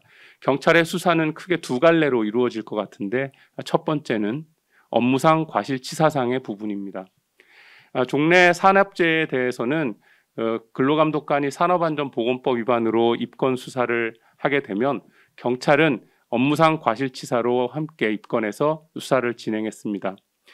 중대재해처벌법이 시행되면 아마 경찰은 중대재해처벌법상 안전보건 확보 의무의 위반을 업무상 주의 의무 위반, 즉 업무상 과실의 근거로 보아서 입건 수사를 하려고 할 것으로 생각이 됩니다. 왜냐하면 산업안전보건법 위반의 근거가 되는 그 안전조치 의무 위반이 업무상 과실치사의 업무상 주의무 위반으로 의율이 됐었기 때문입니다. 동일한 구조로 중처법에 대해서도 결국 경영책임자가 중대재해처벌법이 정하는 안전보건 확보 의무를 이행하지 않으면 업무상 주의 의무를 다하지 않은 것이다라는 논리 구조를 가져갈 것으로 보입니다. 그런데 한 가지 저희가 좀 고려해야 된다고 생각하는 것은 업무상 주의 의무는 지금 법리상 그 구체적이고도 직접적인 주의 의무를 전제로 하는 것입니다. 그런데 여러 차례 아마 많은 웨비나나 자료를 통해서 보셨듯 중대재해처벌법이 정하는 안전보건 확보 의무는 다소 추상적 관리 감독의 의무로 파악될 수 있습니다. 따라서 과연 중대재해처벌법이 정하고 있는 여러 의무들이 업무상 과실의 전제가 되는 주의 의무 위반이 될 수 있을 것인지에 대해서는 법리적 측면에서 다소 논란의 소지가 있다고 보입니다. 다만 경찰로서는 중처법이 입법된 이상 적극적으로 해석해서 업무상 과실치사상에 대한 입건 수사를 진행할 것으로 사료됩니다. 다음 검찰의 수사 대상은 안전보건 관계법령 위반입니다. 산업안전보건법과 같이 근로감독관이 중대재해처벌법과 마찬가지로 그 전속적 관할을 가지고 있는 것이라면 모르겠는데 그 외에도 근로감독관이 수사권을 가지지 않는 많은 안전보건 관계법령을 상정할 수 있습니다. 만약 이러한 안전보건 관계법령에 형사처벌 규정이 있다면 그에 대한 수사권은 경찰이 보유합니다. 이 경우 사고의 직접적 원인에 대한 수사를 경찰이 담당한다는 측면에서 이 중처법 위반의 결론에 상당한 영향을 끼칠 수 있습니다. 따라서 근로감독관이 조사하는 아까 사고 원인과 관련한 대응도 물론이지만 경찰관이 수사하게 되는 안전보건 관계법령 위반 혐의에 대한 수사도 동일한 기조로 일관되게 대응할 필요가 있습니다. 그런데 뒤에서 좀 더 자세히 말씀드리겠지만 이 수사권이 경찰과 근로감독관으로 분리되어 있다는 이 체계상 문제 때문에 상당한 혼란이 야기되지 않을까 생각이 됩니다. 뒤에서 좀 더 자세히 말씀드리겠습니다. 말씀드린 것처럼 경찰과 근로감독관이 동시적으로 수사를 진행할 것입니다. 현장 감식, 사고 원인 조사가 동시에 실시될 것인데 물론 산업재해, 산업안전보건법 체계에서도 산업재해가 발생하면 두 기관이 동시 조사는 되었습니다만 중처법 하에서는 다소 다른 국면이 전개될 것입니다. 왜냐하면 현장만이 아니라 본사도 수사 대상이 되기 때문입니다. 따라서 압수수색, 강제수사, 소환조사 이런 부분들이 중첩되는 부분이 현장단을 지나서 본사까지도 될 것이기로 예상되기 때문에 다시 한번 일관된 변론의 기조의 중요성을 말씀드리고자 합니다. 이러한 이중수사 체제가 좀 더 문제가 야기될 것으로 보이는 점은 지난해 초 있었던 수사권 조정에 따라 경찰은 수사지휘 없이 진행하고 근로감독관은 여전히 검사의 수사지휘 대상이 되는 부분입니다. 경우에 따라서는 양 기관의 결론이 달라질 가능성도 배제할 수 없습니다. 그러한 혼란에 있어서 검찰이 할 수 있는 역할이 제한될 수밖에 없습니다. 왜냐하면 양 기관을 동시에 지휘하면서 동일한 결론을 이끌어낼 수 있는 제도적 수단이 없기 때문입니다.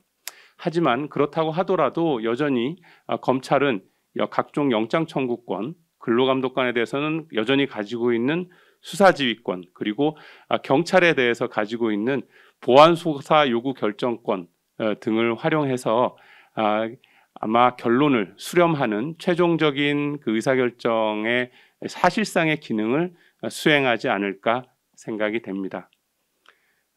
참고로 경찰 수사구조, 이제 수사권 조정 후의 수사구조입니다.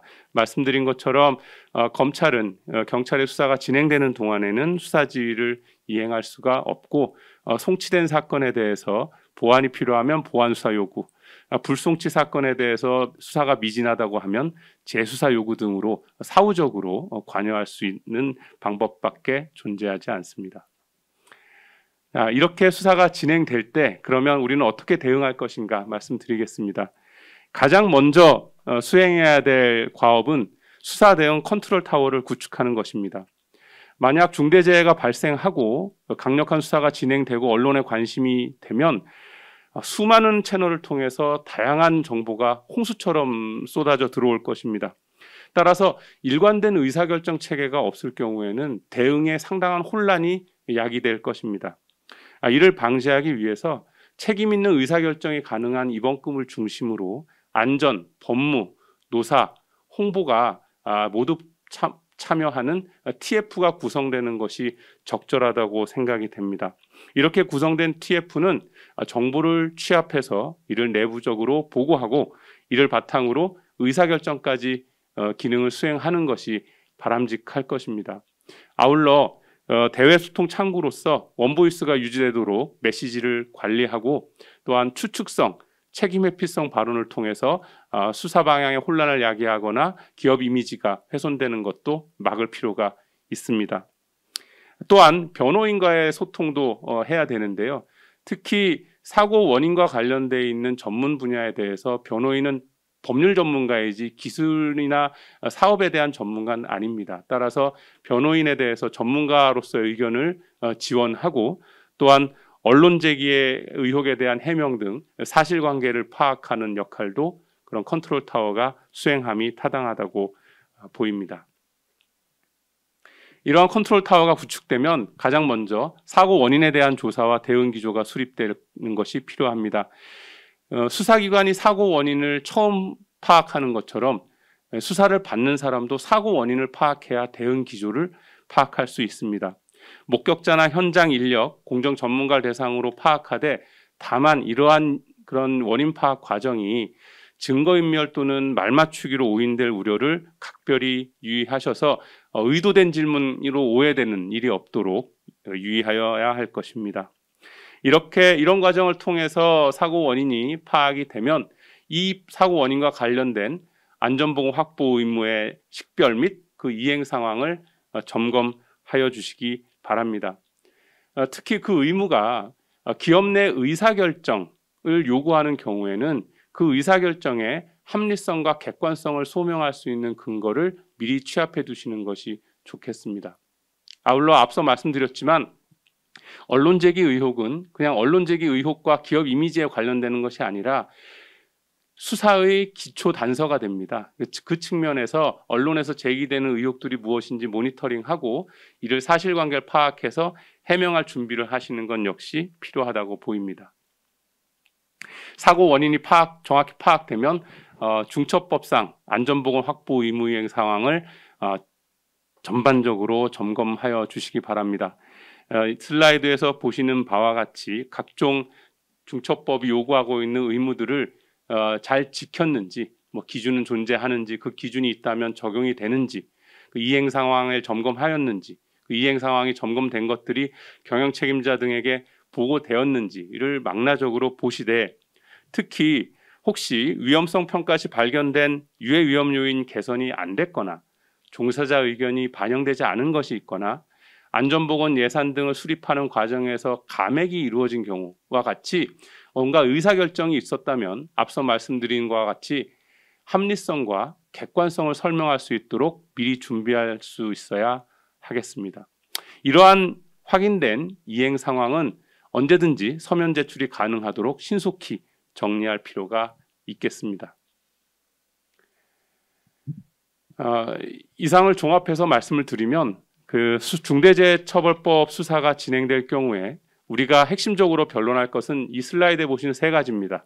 우리가 적절하게 안전보건관리 체계를 만들었고 그를 바탕으로 의무를 이행했으며 적어도 의무 이행을 다 한 것으로 알았으며 혹시 의무 이행이 적절한 것이냐에 대한 도전을 받을 때에는 우리는 이러한 근거를 해서 합리적, 객관적으로 의사결정을 하였다고 설명할 수 있는 이 세 가지가 핵심 요소라 하겠습니다. 마지막 정리 드리겠습니다. 중대재해 발생 시 우리 그 수사에 대응하기 위해서 첫 번째는 말씀드린 것처럼 무엇보다 재해 예방입니다. 수사를 안 받는 게 최선의 방어입니다.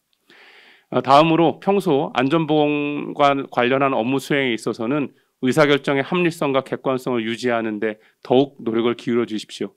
그리고 의무이행을 하시면 반드시 조난하십시오. 이 조난된 충실한 의무이행 근거는 최선의 방어수단으로 작용할 것입니다. 다음으로 안타깝게도 만약 재해가 발생된다면 단일 컨트롤 타워를 기반으로 한 일관된 대응을 반드시 지켜주시기 바랍니다. 이상 중대재해 발생 시 대응에 대한 발표를 마치겠습니다. 감사합니다. 네, 감사합니다. 이시원 변호사님께서 중대산업재해 발생 시 대응 체계에 대해서 말씀을 해주셨습니다. 지금까지 중대재해처벌법이 제정된 이래로 근 1년간 컴플라이언스에 대해서 산업안전보건관리 체계에 대해서만 집중적으로 저희가 잠을 한 경향도 있었는데요. 앞으로 1월 27일 날 법이 시행이 되고 중대재해가 발생하게 되면은 거기에 대해서 어떻게 대응할지 그런 것이 당장 현안으로 다가옵니다. 오늘 이시원 부센터장님께서 발표해 주신 내용을 유의하시고 최종 점검을 한번 해보시기 바랍니다. 네, 그럼 이것으로 주제 발표를 마치고요. 다음으로 Q&A 세션으로 들어가겠습니다. Q&A 세션은 저희가 지금까지 받은 질문 그리고 자문 과정에서 저희가 자주 맞이하는 질문 등등을 대상으로 해서요. 6가지 정도로 저희가 구출해 봤습니다. 우선 첫 번째입니다. 첫 번째는 중대재해처벌법상 모회사와 자회사 관련 이슈가 있습니다. 여기에 대해서 저희 박영만 센터장님께서 말씀을 해주시겠습니다.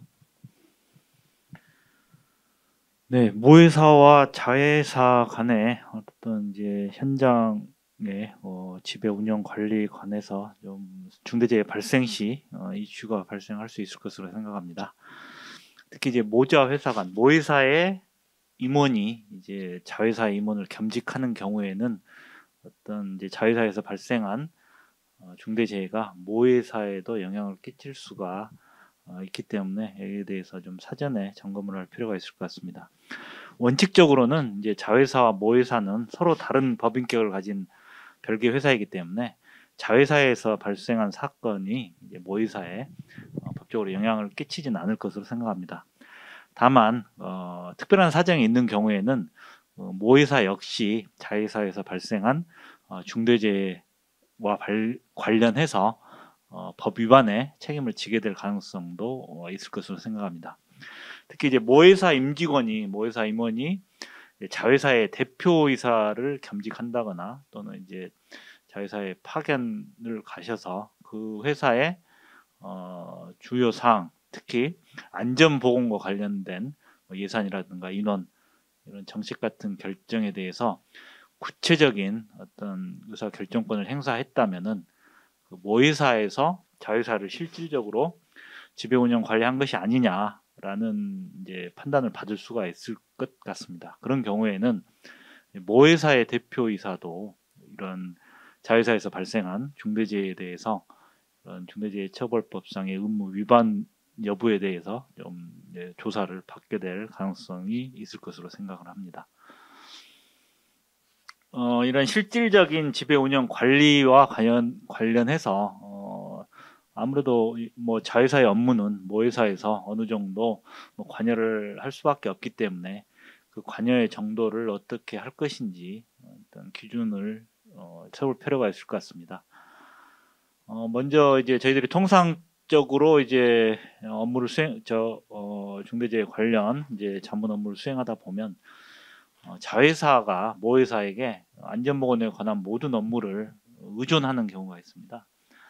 그런 경우에는 자회사의 대표이사가 사실상 기업의 법인의 회사의 경영 책임자로서 중대재해처벌법상의 이행 의무를 전혀 이행하지 않은 것으로 평가될 가능성도 있습니다.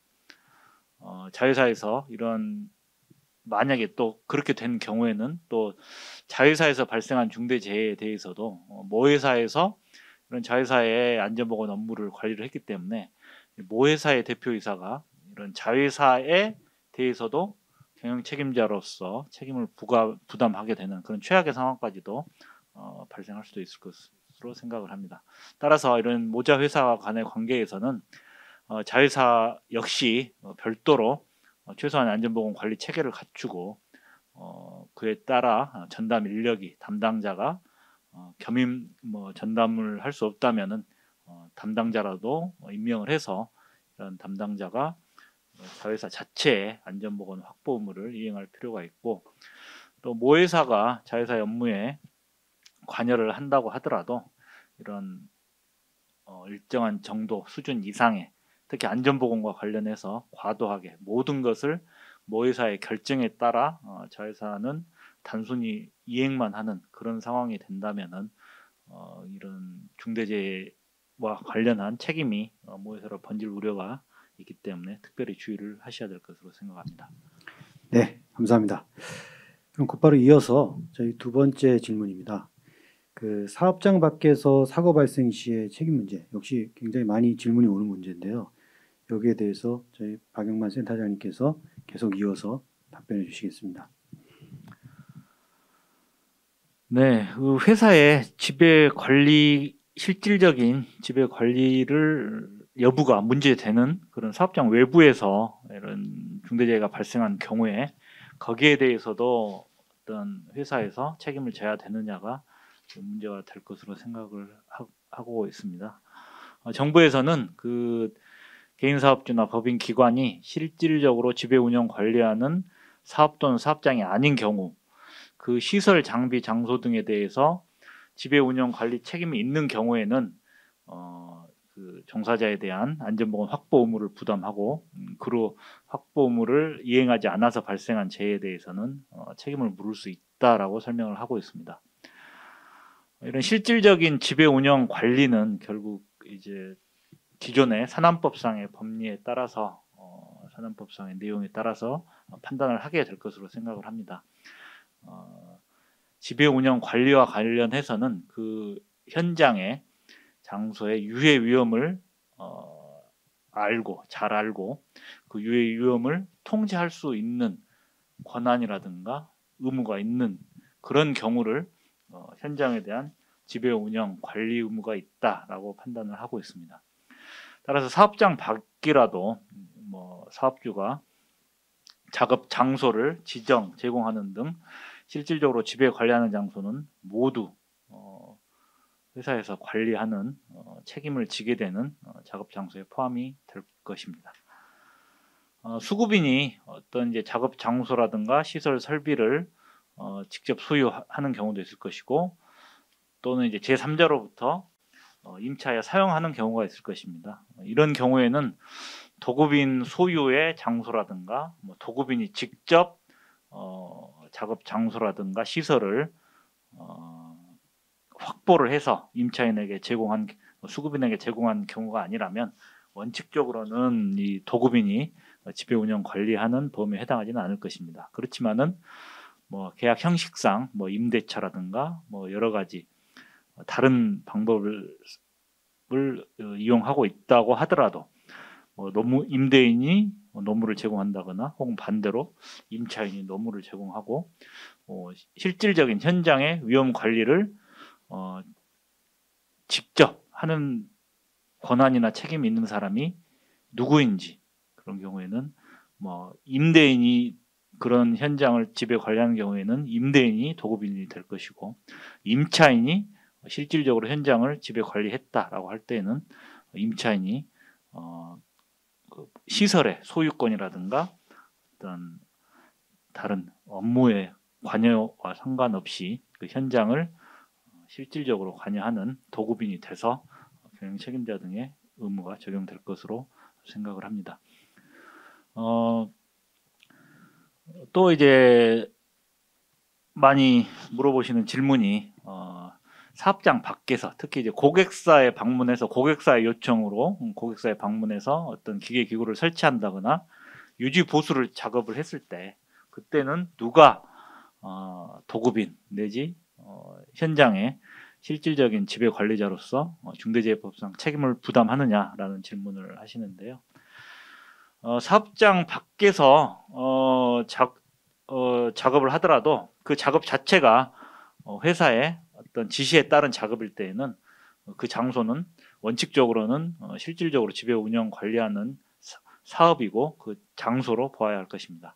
따라서 그 경우에 사업장 밖이라도 사업주가 실질적으로 지배 관리하는 장소에서 안전보건 확보 의무를 다 이행하지 못한 상태에서 중대재해가 발생하면 그에 따른 책임을 부담해야 될 것으로 생각합니다. 특히 이제 고객사에 방문해서 작업을 하는 경우 그 작업이 단순 발주 업무인지 아니면 고객사가 실질적으로 현장을 지배하면서 작업을 지휘 감독하는 도급인인지가 문제가 될 수가 있습니다.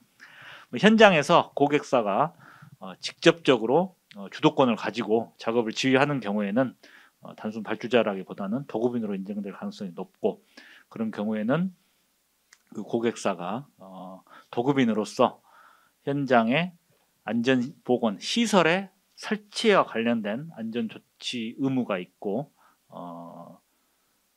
현장에서 업무를 하는 수급인은 이런 설치가 아닌 작업 행동, 보호구 착용이라든가 작업 내용에 대한 실질적인 안전 조치와 관련해서 산안법상 업무를 부담하기 때문에 그에 따라서 중대재해가 발생한 경우에도 책임 여부가 결정될 것으로 생각합니다. 이상입니다.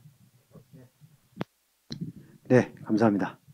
그러면 그 세 번째 질문으로 넘어가겠습니다. 세 번째 질문은 안전보건 전담 조직, 역시 굉장히 질문이 많은 사항인데요.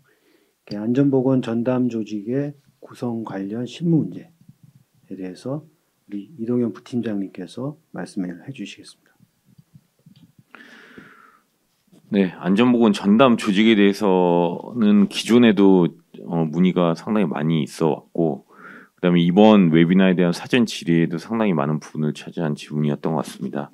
그 이유가 이제 중대재해처벌법 시행령에는 지금 보시다시피 안전보건 전담 조직은 산업안전보건법상 안전관리자 등이 3명 이상인과 동시에 상시 근로자 500인 이상의 경우, 또는 건설사업의 경우에는 상위 200위 이내의 건설사인 경우 이런 식으로 이제 구성 의무가 있는 사항에 대해서만 법에서 정해져 있습니다. 그러다 보니까 이 조직을 어떻게 구성해야 되고, 그리고 또 이 조직의 그 위치, 직계는 어떻게 해야 되며 여러 가지 질문들이 많은 것 같습니다. 근데 이거는 전담 조직이기 때문에 인력이 아니고 조직인 이유로 일단 그 구성원은 최소 2명 이상이어야 될 것 같습니다. 그리고 이 전담 조직의 어떤 역할, 아레나는 결국엔 중대재해처벌법이 대표이사가 의무 주체가 돼서 전사적인 안전보건 거버넌스를 수립해서 안전보건 전담 조직을 통해서 그 이행을 확보하라는 것이기 때문에 그에 따라 안전보건 전담 조직은 일부 사업장에 한정된 어떤 구체적인 안전보건 조치에 대한 업무를 하는 것이 아니고 전사적인 전체 사업 또는 사업장의 안전보건 업무를 총괄 관리하는 역할을 해야 된다, 이렇게 이해하시면 되겠습니다. 그리고 이 안전보건 전담 조직을 꾸리기 위해서는 새로 이제 인력을 채용해야 되고 이러한 것들이 회사 입장에서 좀 부담이 될 수 있기 때문에, 그렇다면 기존에 있던 안전관리자들을 이렇게 모아서 팀을 만들어도 되는 거 아니냐, 이런 질문이 많으신데 그 질문에 대해서는 사실은 별도 인력으로 구성해야 된다라고 말씀드리고 싶고요. 고용노동부에서 나온 중대재해처벌법 해설서라든지 FAQ라든지 거기에 있어서도 사업장이 여러 곳에 분산되어 있는 경우에는 사업장별로, 현장별로 둬야 되는 안전관리자 등과는 이제 별도로 안전보건 전담 조직의 인원을 구성하도록 그렇게 하고 있습니다. 그 이유에 대해서 좀 구체적으로 말씀드리면, 이 산업안전보건법상의 안전보건 관리 체제가 있습니다. 이게 이제 안전보건 인력인데요. 저희가 잘 아시는 안전보건 관리 책임자라든지 관리감독자, 안전관리자, 보건관리자 등입니다. 그래서 이러한 이제 안전보건 관리 체제 같은 경우에는 전사적인 것이 아니고 그 해당 사업장의 구체적인 안전보건 관리에 대한 조치를 하는 인력이라고 보시면 되겠고요. 다만 중대재해처벌법상의 안전보건 관리 체계의 하나인 안전보건 전담 조직은 이러한 산업안전보건법상의 안전보건 인력과는 다르게 전사적인 안전보건 업무, 특히 중대재해처벌법상의 안전보건 확보 의무에 관련된 사항을 취합하고 보고하는 역할을 해야 되기 때문에 그 역할에 있어 또 그 근거되는 법률에 있어서 차이가 있다라고 이해하시면 좋을 것 같습니다. 또한 이제 안전보건 전담 조직에서 많이 논란이 되고 있는 부분이 환경 업무 담당자를 포함시킬 수 있느냐 안전보건 전담 조직에. 근데 이 부분은 사실은 특히 화학 업종이라든지 여러 이제 약간의 유해 화학 물질을 사용하거나 환경법과 굉장히 근접해 있는 업종 같은 경우에는 웬만하면 거의다가 환경안전팀 이런 식으로 지금 돼 있는 게 실정입니다. 그러다 보니까 기존의 팀을 그대로 두고 이제 인력만 조금 보충해서 할 수 있는 거 아니냐 이런 이제 취지에서 많이 말씀을 하시는데 지금 현재는 이제 환경 업무도 안전보건 업무와 완전히 동떨어져 있다고 보기는 어렵지만 기본적으로는 이 안전보건 업무랑은 차이가 좀 있기 때문에 명확히 좀 구분하는 게 안전하다라고 생각됩니다. 특히 며칠 전에 나온 그 고용노동부 FAQ에 있어서도 환경안전팀 이런 식으로 이제 많이 돼 있는 실정이다 보니까 팀을 구분하기는 어렵다. 만약 그렇다면 환경안전팀은 그대로 두더라도 그 내 파트를 안전보건 파트, 뭐 환경 파트 이런 식으로 구분하여 구성하는 것이 바람직할 것이다. 이러한 입장입니다. 그런 점은 좀 유의하시면 되겠고요. 그 다음에 여기서 한 가지 더 말씀드린 것은 환경 외에 소방이라든지 시설 관리, 전기 이런 업무를 하시는 분들이 포함되어 있는 회사도 꽤나 있습니다. 제가 컴플라이언스를 하다 보면. 근데 고용노동부가 이번 FAQ에서 얘기하고 있는 것은 이러한 업무를 하는 것은 안 된다. 이런 업무에 대한 유해 위험 요인을 점검하고 이러한 업무는 할 수 있겠지만 소방이나 시설관리, 전기 업무 자체를 하는 것은 안전보건 전담 조직에 맞지 않는다라고 지금 좀 그 입장을 밝힌 바 있습니다. 그래서 이러한 부분들은 유의하실 필요가 있겠습니다. 그리고 또 하나 이 안전보건 전담 조직의 조직성 위치에 대해서도 좀 많이 고민을 하시는데 결국엔 이것도 법정상은 아니기 때문에 안전보건 전담 조직이 반드시 경영 책임자, 통상적인 경영 책임자인 대표이사의 직속으로 있을 필요는 없다. 다만 이 CEO라든지 CSO 직속으로 전환 배치해야지만 이 안전보건 전담 조직의 본래의 역할인 전사적인 안전보건 총괄 관리의 의무를 강조할 수 있고 실효성 있게 이행할 수 있다라는 점에서 가급적이면 CEO나 CSO의 직속으로 안전보건 전담 조직을 배치하는 게 좋을 것 같습니다. 그래서 이 부분에 대해서도 고용노동부의 특별 근로감독 결과 아래에 보시면은 이제 CEO가 아닌 본부장 직속 조직으로 편제되어 있는 경우에는 각 사업본부에 대한 어떤 영향력이 약하고 전사의 안전보건 수준 향상에 유도하기에는 역부족이다. 이렇게 고용노동부에서 판단한 점이 있다는 점은 조금 알고 계셔야 될 것 같습니다. 네, 이상입니다. 네, 감사합니다. 잠깐 안내 말씀드리면요. 이제 우리 이동현 부팀장님께서 말씀 주신 중대재해처벌법령 FAQ라는 게 이번 주에 나온 겁니다. 그래서 아마 오늘 들으신 분들 중에서는 아직 보지 못하신 분들도 있을 텐데요. 공개 자료로서 쉽게 구할 수 있으니까 보시면 되겠습니다. 자, 네 번째 질문입니다. 네 번째는 도급업체에 대한 평가 기준과 절차 관련된 실무 문제입니다. 여기에 대해서 역시 이동현 부팀장님께서 계속 이어서 발표해 주시겠습니다. 네, 제가 안전보건 체계 최종 점검에 아까 이제 본 주제를 발제할 때 이 협력업체에 대한 부분은 상당히 중요하고 중대재해처벌법이 시행되고 난 이후에 특히 이 협력업체 평가를 했는지 말았는지에 대한 부분이 상당히 논란이 되고 그에 따라서 다른 안전보건 확보 의무도 잘 지키셔야겠지만 이 부분에 대해서는 상당히 세밀하게 좀 준비를 하셔야 될 것 같습니다. 그래서 이 고용노동부 중대재해처벌법 해설서에 보면은 이제 평가 기준 협력업체를 평가할 때는 수급인의 안전보건 확보를 위한 뭐 안전보건 관리체계 구축 여부라든지 규정 그리고 교육 실시 여부 뭐 이러한 것들을 중점적으로 봐야 된다. 다만 이게 정답은 아니고 사업장의 특성이라든지 규모 또 뭐 개별 업무 내용의 속성, 장소 뭐 여러 가지 구체적으로 종합적으로 고려해 가지고 자유롭게 하되 결론적으로는 이제 안전보건 역량이 우수한 수급인을 선정해야 된다. 뭐 이런 식으로 좀 입장을 밝힌 바 있습니다. 그래서 제가 이제 중대재해처벌법 대비 컴플라이언스를 하면서 이제 회사들을 많이 다니는데 다니다 보면은 이 정도의 기준만으로는 우리가 어느 범위까지 해야 되고 어떤 기준을 갖고 해야 되는지 상당히 이제 고민이다라는 현업의 질문이 상당히 많았던 걸로 기억합니다. 그런 취지에서 이번 웨비나에 대한 사진 질의에서도 많은 질문을 주신 것 같고요. 그래서 제 경험상 좀 이제 경험에 비추어 좀 말씀을 드리면 평가 항목의 선정 같은 경우에는 기본적으로 이 결국에는 이 수급인도 이제 중대재해처벌법이 적용이 될 텐데요. 아주 작은 규모의 기업 말고는.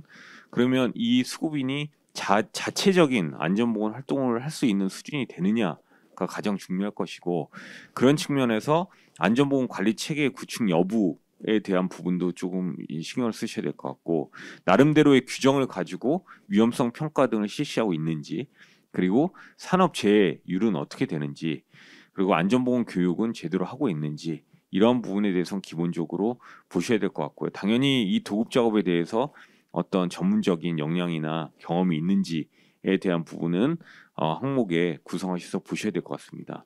그래서 이러한 부분은 반드시 또 궁금해하시는 게, 우리가 이러한 평가 기준을 정했으면 도급 용역 위탁 모든 작업에 다 적용을 해야 되는 것이냐? 그것은 아니죠. 왜냐하면은 도급 대상 작업 업무에 따라서, 또는 사내 도급이냐 사회 도급이냐, 아니면 이거는 단순 작업이냐, 아니면 좀 전문성이 필요한 작업이냐, 또는 이 작업이 단기에 이루어지는 것이냐 장기에 이루어지는 것이냐, 이런 거에 따라서 저희가 나름에 맞게 이러한 기준을, 어떤 것은 조금 더 이제 낮은 기준으로 갈 수도 있을 거고요. 또 어떤 것은 높은 기준으로 가야 될 것이 있을 것입니다. 그래서 그러한 평가 항목을 정했으면 거기에 따라서 이제 평가 기준 및 배점을 부여하시면 되고요.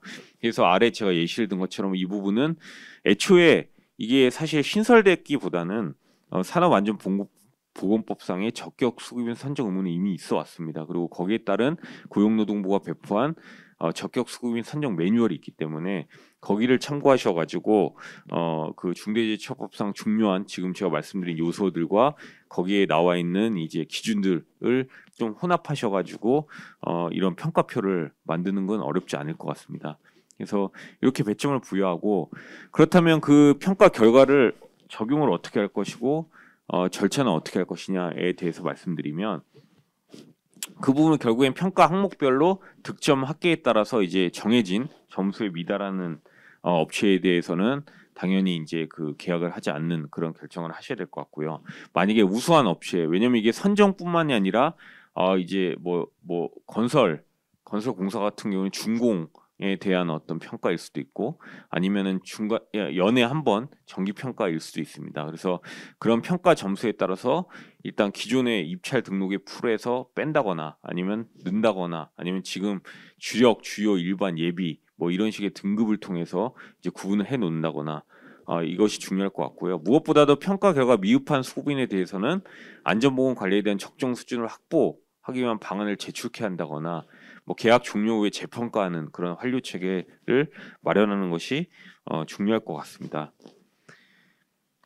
그다음 평가 관련해서 마지막으로, 그러면 이게 상당히 이 평가할 업체들이 되게 많아진다. 왜냐면 이게 도급 업체를 다 하려고 그러면 많아지는데, 일정 수준으로 잘라서 어떤 업체들은 하고 어떤 업체들은 안 할 수 있느냐라는 질문이 많은데요.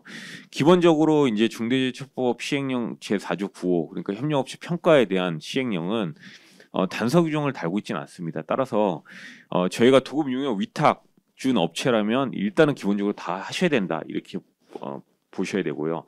다만 그 안전보건 관리 체계의 이 처시적인 4조 1항에서 사업 또는 사업장의 특성 및 규모 등을 고려해서 할 수 있다, 이렇게 되어 있기 때문에 결국엔 아까 말씀드린 이 평가도 어떤 도급이냐, 어떤 용역이냐, 이게 사내에서 하는 도급이냐, 사외에서 하는 도급이냐에 따라서 좀 간이하게 평가할 수도 있고, 사내에서 하고 좀 위험 작업이다라고 하면은 이제 좀 그 평가 기준을 상당히 엄격하고 풍부하게 해서 평가할 필요가 있겠다라는 것이고요. 그리고 결국에는 이러한 부분들이 이제 반기 1회 점검해야 되는데, 반기 1회 점검한다는 것은 지금까지 말씀드린 기준과 절차에 따라서 도급이 선정되고 평가되고 있는지를 점검하라는 것이기 때문에, 반드시 동일 업체에 대해서 반복적인 도급 계약인데 계속적으로 반기마다 평가하는 것은 아니다라는 점을 좀 유의하시면 될 것 같습니다. 네, 이상입니다. 네, 감사합니다. 네, 그럼 곧바로 이어서 5번째 질문으로 넘어가겠습니다. 5번째 질문은 그 중대재해처벌법의 적용 범위, 지역적 범위나 적용 범위 관련 상시 근로자 계산 방법에 대해서 우리 이시연 부센터장님께서 말씀 주시겠습니다. 네, 중대재해처벌법 적용 여부, 해외 현장에서의 적용 여부에 대해서 말씀드리겠습니다. 결론적으로 말씀드리면 그 해외 사업장에서 발생한 중대재해에 대해서 중대재해처벌법 적용이 배제된다라는 결론은 내기는 어려울 것 같습니다. 원칙적으로 형법상 원칙적으로 처벌법규는 개별 법률에 다른 규정이 없는 한 그 내국인의 국외범, 즉 우리 국민이 우리 국경 밖에서 해외에서 범한 범죄에 대해서도 적용이 되는 것이 원칙입니다. 종래 산업안전보건법 위반에 대해서 외국에서 발생한 재해를 수사하지 않은 이유는 산안법이 원래 외국에는 적용되지 않는 법이기 때문이 아니라 사고 발생 국가에서 자체적으로 유지하고 있는 안전 기준과 그리고 수사에 대한 사법 주권을 고려한 현실적인 사유입니다. 왜냐하면 산안법에는 외국에서 발생한 그 재해에 대해서 이를 적용하지 않는다는 명시 규정은 없습니다. 그럼에도 불구하고 말씀드린 것과 같은 현실적인 사유를 고려해서 수사를 진행하지 아니하였던 것이죠. 그런데 중처법은 조금 다릅니다. 산업안전보건법과 달리 그 의무가 경영책임자의 관리 감독상의 의무 형태로 규정되어 있기 때문에 현장에서 무언가를 조치하지 않은 그 책임을 묻는 것이 아닙니다. 따라서 만약 경영책임자가 국내에 있었으면 국내에서도 이행 가능한 것이고 혹시 해외 현장에서 관리한다 하더라도 그 해외 현장에서 관리하는 내용이 뭐 해당 국가에서의 뭐 안전조치와 크게 상치되는 그런 부분이 존재하기가 어렵습니다. 따라서 그런 점을 고려할 때 그 수사기관으로서는 이건 중처법 위반은 국외에 발생한 재해에서는 수사하기가 어렵다, 수사할 수 없다라는 결론을 섣불리 내리지는 못할 것입니다. 다만 실무상으로 근로감독관이나 다른 수사기관이 현재 사고 현장을 방문해서 수사를 진행하고 말씀드린 것처럼 사고 원인에 대한 조사가 필요할 테니까요. 실행하는 것이 역시 현실적으로 어려울 것입니다. 따라서 게다가 중대재해처벌법이 우리나라의 굉장히 좀 독특한 법이기 때문에 사법공조에 따라서 해당 국가의 협조를 받기도 어렵습니다. 왜냐하면 그쪽 국가에서 처벌 규정이 있는 그런 사례가로 평가되지 않을 거기 때문에 그렇습니다. 이런 점을 고려할 때 실제로 노동청이나 다른 수사기관이 주도해서 국외에서 발생한 중대재해에 대해서 수사를 진행한다는 것은 그렇게 가능성이 높다고 생각하지는 않습니다.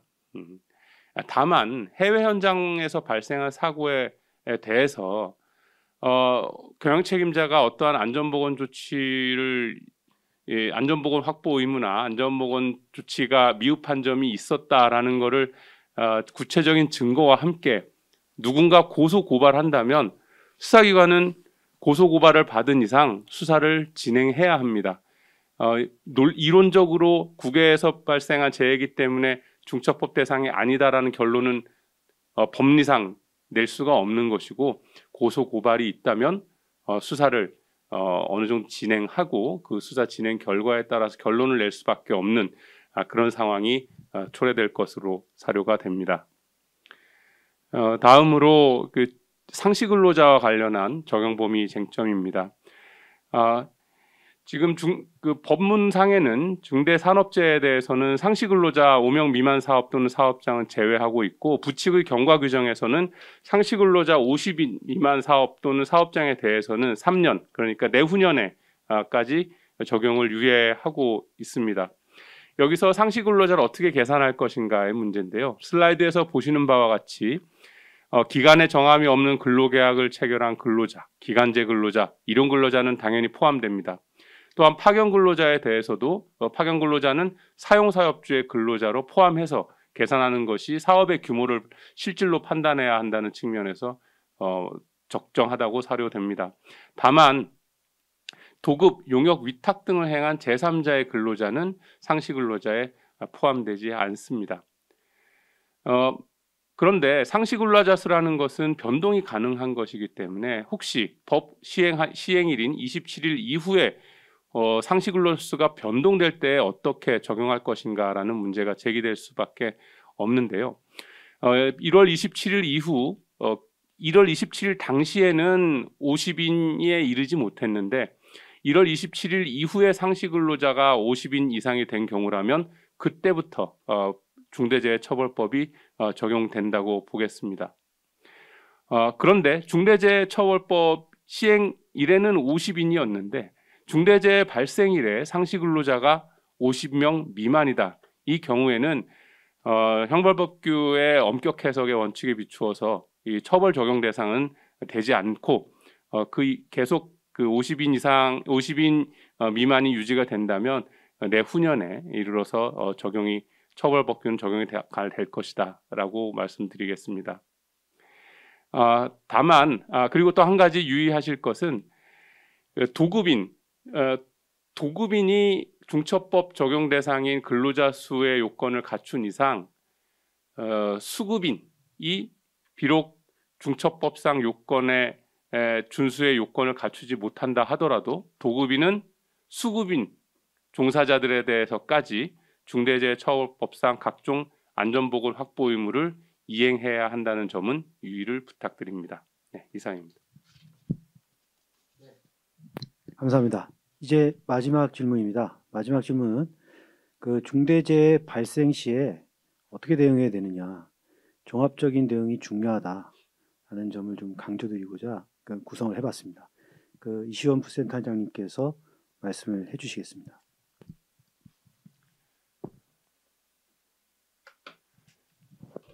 제 본 발표 세션에서 형사책임과 관련한 부분을 중점적으로 말씀드렸습니다만 중대재해가 발생한 경우에 그 형사 책임이 가장 먼저 그리고 가장 중요하게 다가오는 것은 당연하겠습니다만 그 외에도 슬라이드에서 보시는 바와 같이 유적에 대한 손해배상, 작업 중지에 따른 지연에 따른 그 계약 책임 등의 민사 책임과 영업 정지 그리고 부정당 제재 등의 행정 제재 그리고 언론에서 또 다루어지고 또 국정조사 등에 출석하여 사업주가 국정조사 등에 출석해서 청문회 응해야 되는 상황. 거기에 더해서 요즘 최근 관심이 높아지고 있는 ESG 경영에 대한 부정적인 평가 등이 종합적으로 위기로서 다가올 것으로 생각이 됩니다. 물론 행정제재 부분이나 민사책임 부분은 종래에도 이러한 그 산업재해가 발생하면 수반되는 제재이긴 하였습니다만 중대재해처벌법 체계 하에서는 좀 더 그 비난 가능성이 높아질 것이고 현장에서의 잘못뿐만이 아니라 그 기업 자체의 안전보건 관리 체계가 작동하지 아니하였다는 점까지 입증돼 버리면 그 제재의 수준이 상당히 증가할 가능성을 배제할 수가 없게 됩니다. 따라서 이러한 전반적인 리스크를 종합적으로 관리해야 될 필요성이 있겠는데요. 과연 현실적으로는 어떤 형태로 고려가 돼야 하느냐. 사실 이러한 책임을 관통하는 하나의 이슈라고나 할까요? 이것은 중대재해처벌법이 정하는 안전보건 확보 의무를 충실히 이행했다는 점을 소명하는 것입니다. 그런데 그러한 소명이 가장 먼저 이루어져야 할 장은 형사 책임을 규명하는 장입니다. 왜냐하면 당사자의 주장과 입증 활동의 결과에 따라서 어떤 규명되는 사실과 인정되는 책임이 구분될 법정 혹은 강제적인 조사 권한이 제한되는 행정조사만으로는 실체가 명확히 규명되기 어렵습니다. 따라서 강제 수사권을 바탕으로 이 재해가 어떠한 경위로 누구의 책임으로 일어난 것인지를 규명할 수 있는 형사 절차가 과연 누구에게 책임을 지어야 할지에 대해 판단하는 기초가 될 수밖에 없습니다. 이러한 사정 때문에 여러 가지 행정제재나 민사 책임을 다루는 재판에 있어서도 관련 형사 절차가 진행되면 형사 절차가 어느 정도 수준에 이르기까지는 그 진행이 민사 혹은 행정제재에 관한 절차가 중지되는 것이 일반적인 경향입니다. 따라서 이러한 점을 고려하실 때 무엇보다 가장 먼저 다가올 형사 책임과 관련한 이슈에 대해서 우리가 충분히 중처법상 관련 의무를 이행하였음을 충실히 소명하는 것이 다른 재반 리스크 관리에 있어서도 가장 중요한 것임을 한번 유념해 주셨으면 감사하겠습니다. 이상입니다. 예, 이로써 이제 서울경제와 율촌중대재해센터가 준비한 모든 발표가 끝났습니다. 오늘 웨비나는 중대재해법 시행을 일주일을 앞두고 최종 점검을 하는 취지입니다. 그 최종 점검의 취지에 맞춰서 최대한 실무적인 내용으로 다루기 위해서 노력했습니다. 끝까지 경청해 주셔서 감사합니다. 오늘 발표 자료는 웨비나 참여하신 분의 이메일 계정으로 직접 신속하게 발송해 드리겠습니다. 발표 영상도 공개할 예정입니다. 단 발표 영상 공개는 편집에 시간이 필요해서 다소 늦어질 수 있습니다. 발표 영상은 유튜브 채널 율촌중대재해센터 TV를 통해서 공개합니다. TV는 이번 웨비나 영상 외에도 정기적으로 산업안전 및 중대재해와 관련한 영상 콘텐츠를 올릴 예정입니다. 관심 있는 분들은 이번 웨비나 영상을 보시는 기회에 구독해 주시면 감사하겠습니다. 이제 마지막 인사를 할 때가 되었습니다. 오늘 웨비나가 안전보건관리체계 구축에 관한 불확실성을 해소하고 중대재해 발생 시 효과적 대응체계를 갖추는 데 실무적으로 조금이나마 기여할 수 있다면 좋겠습니다. 서울경제와 율촌중대재해센터는 앞으로 기업의 산업안전과 중대재해 대응을 조력할 기회를 계속 만들어 나가겠습니다. 네, 감사합니다.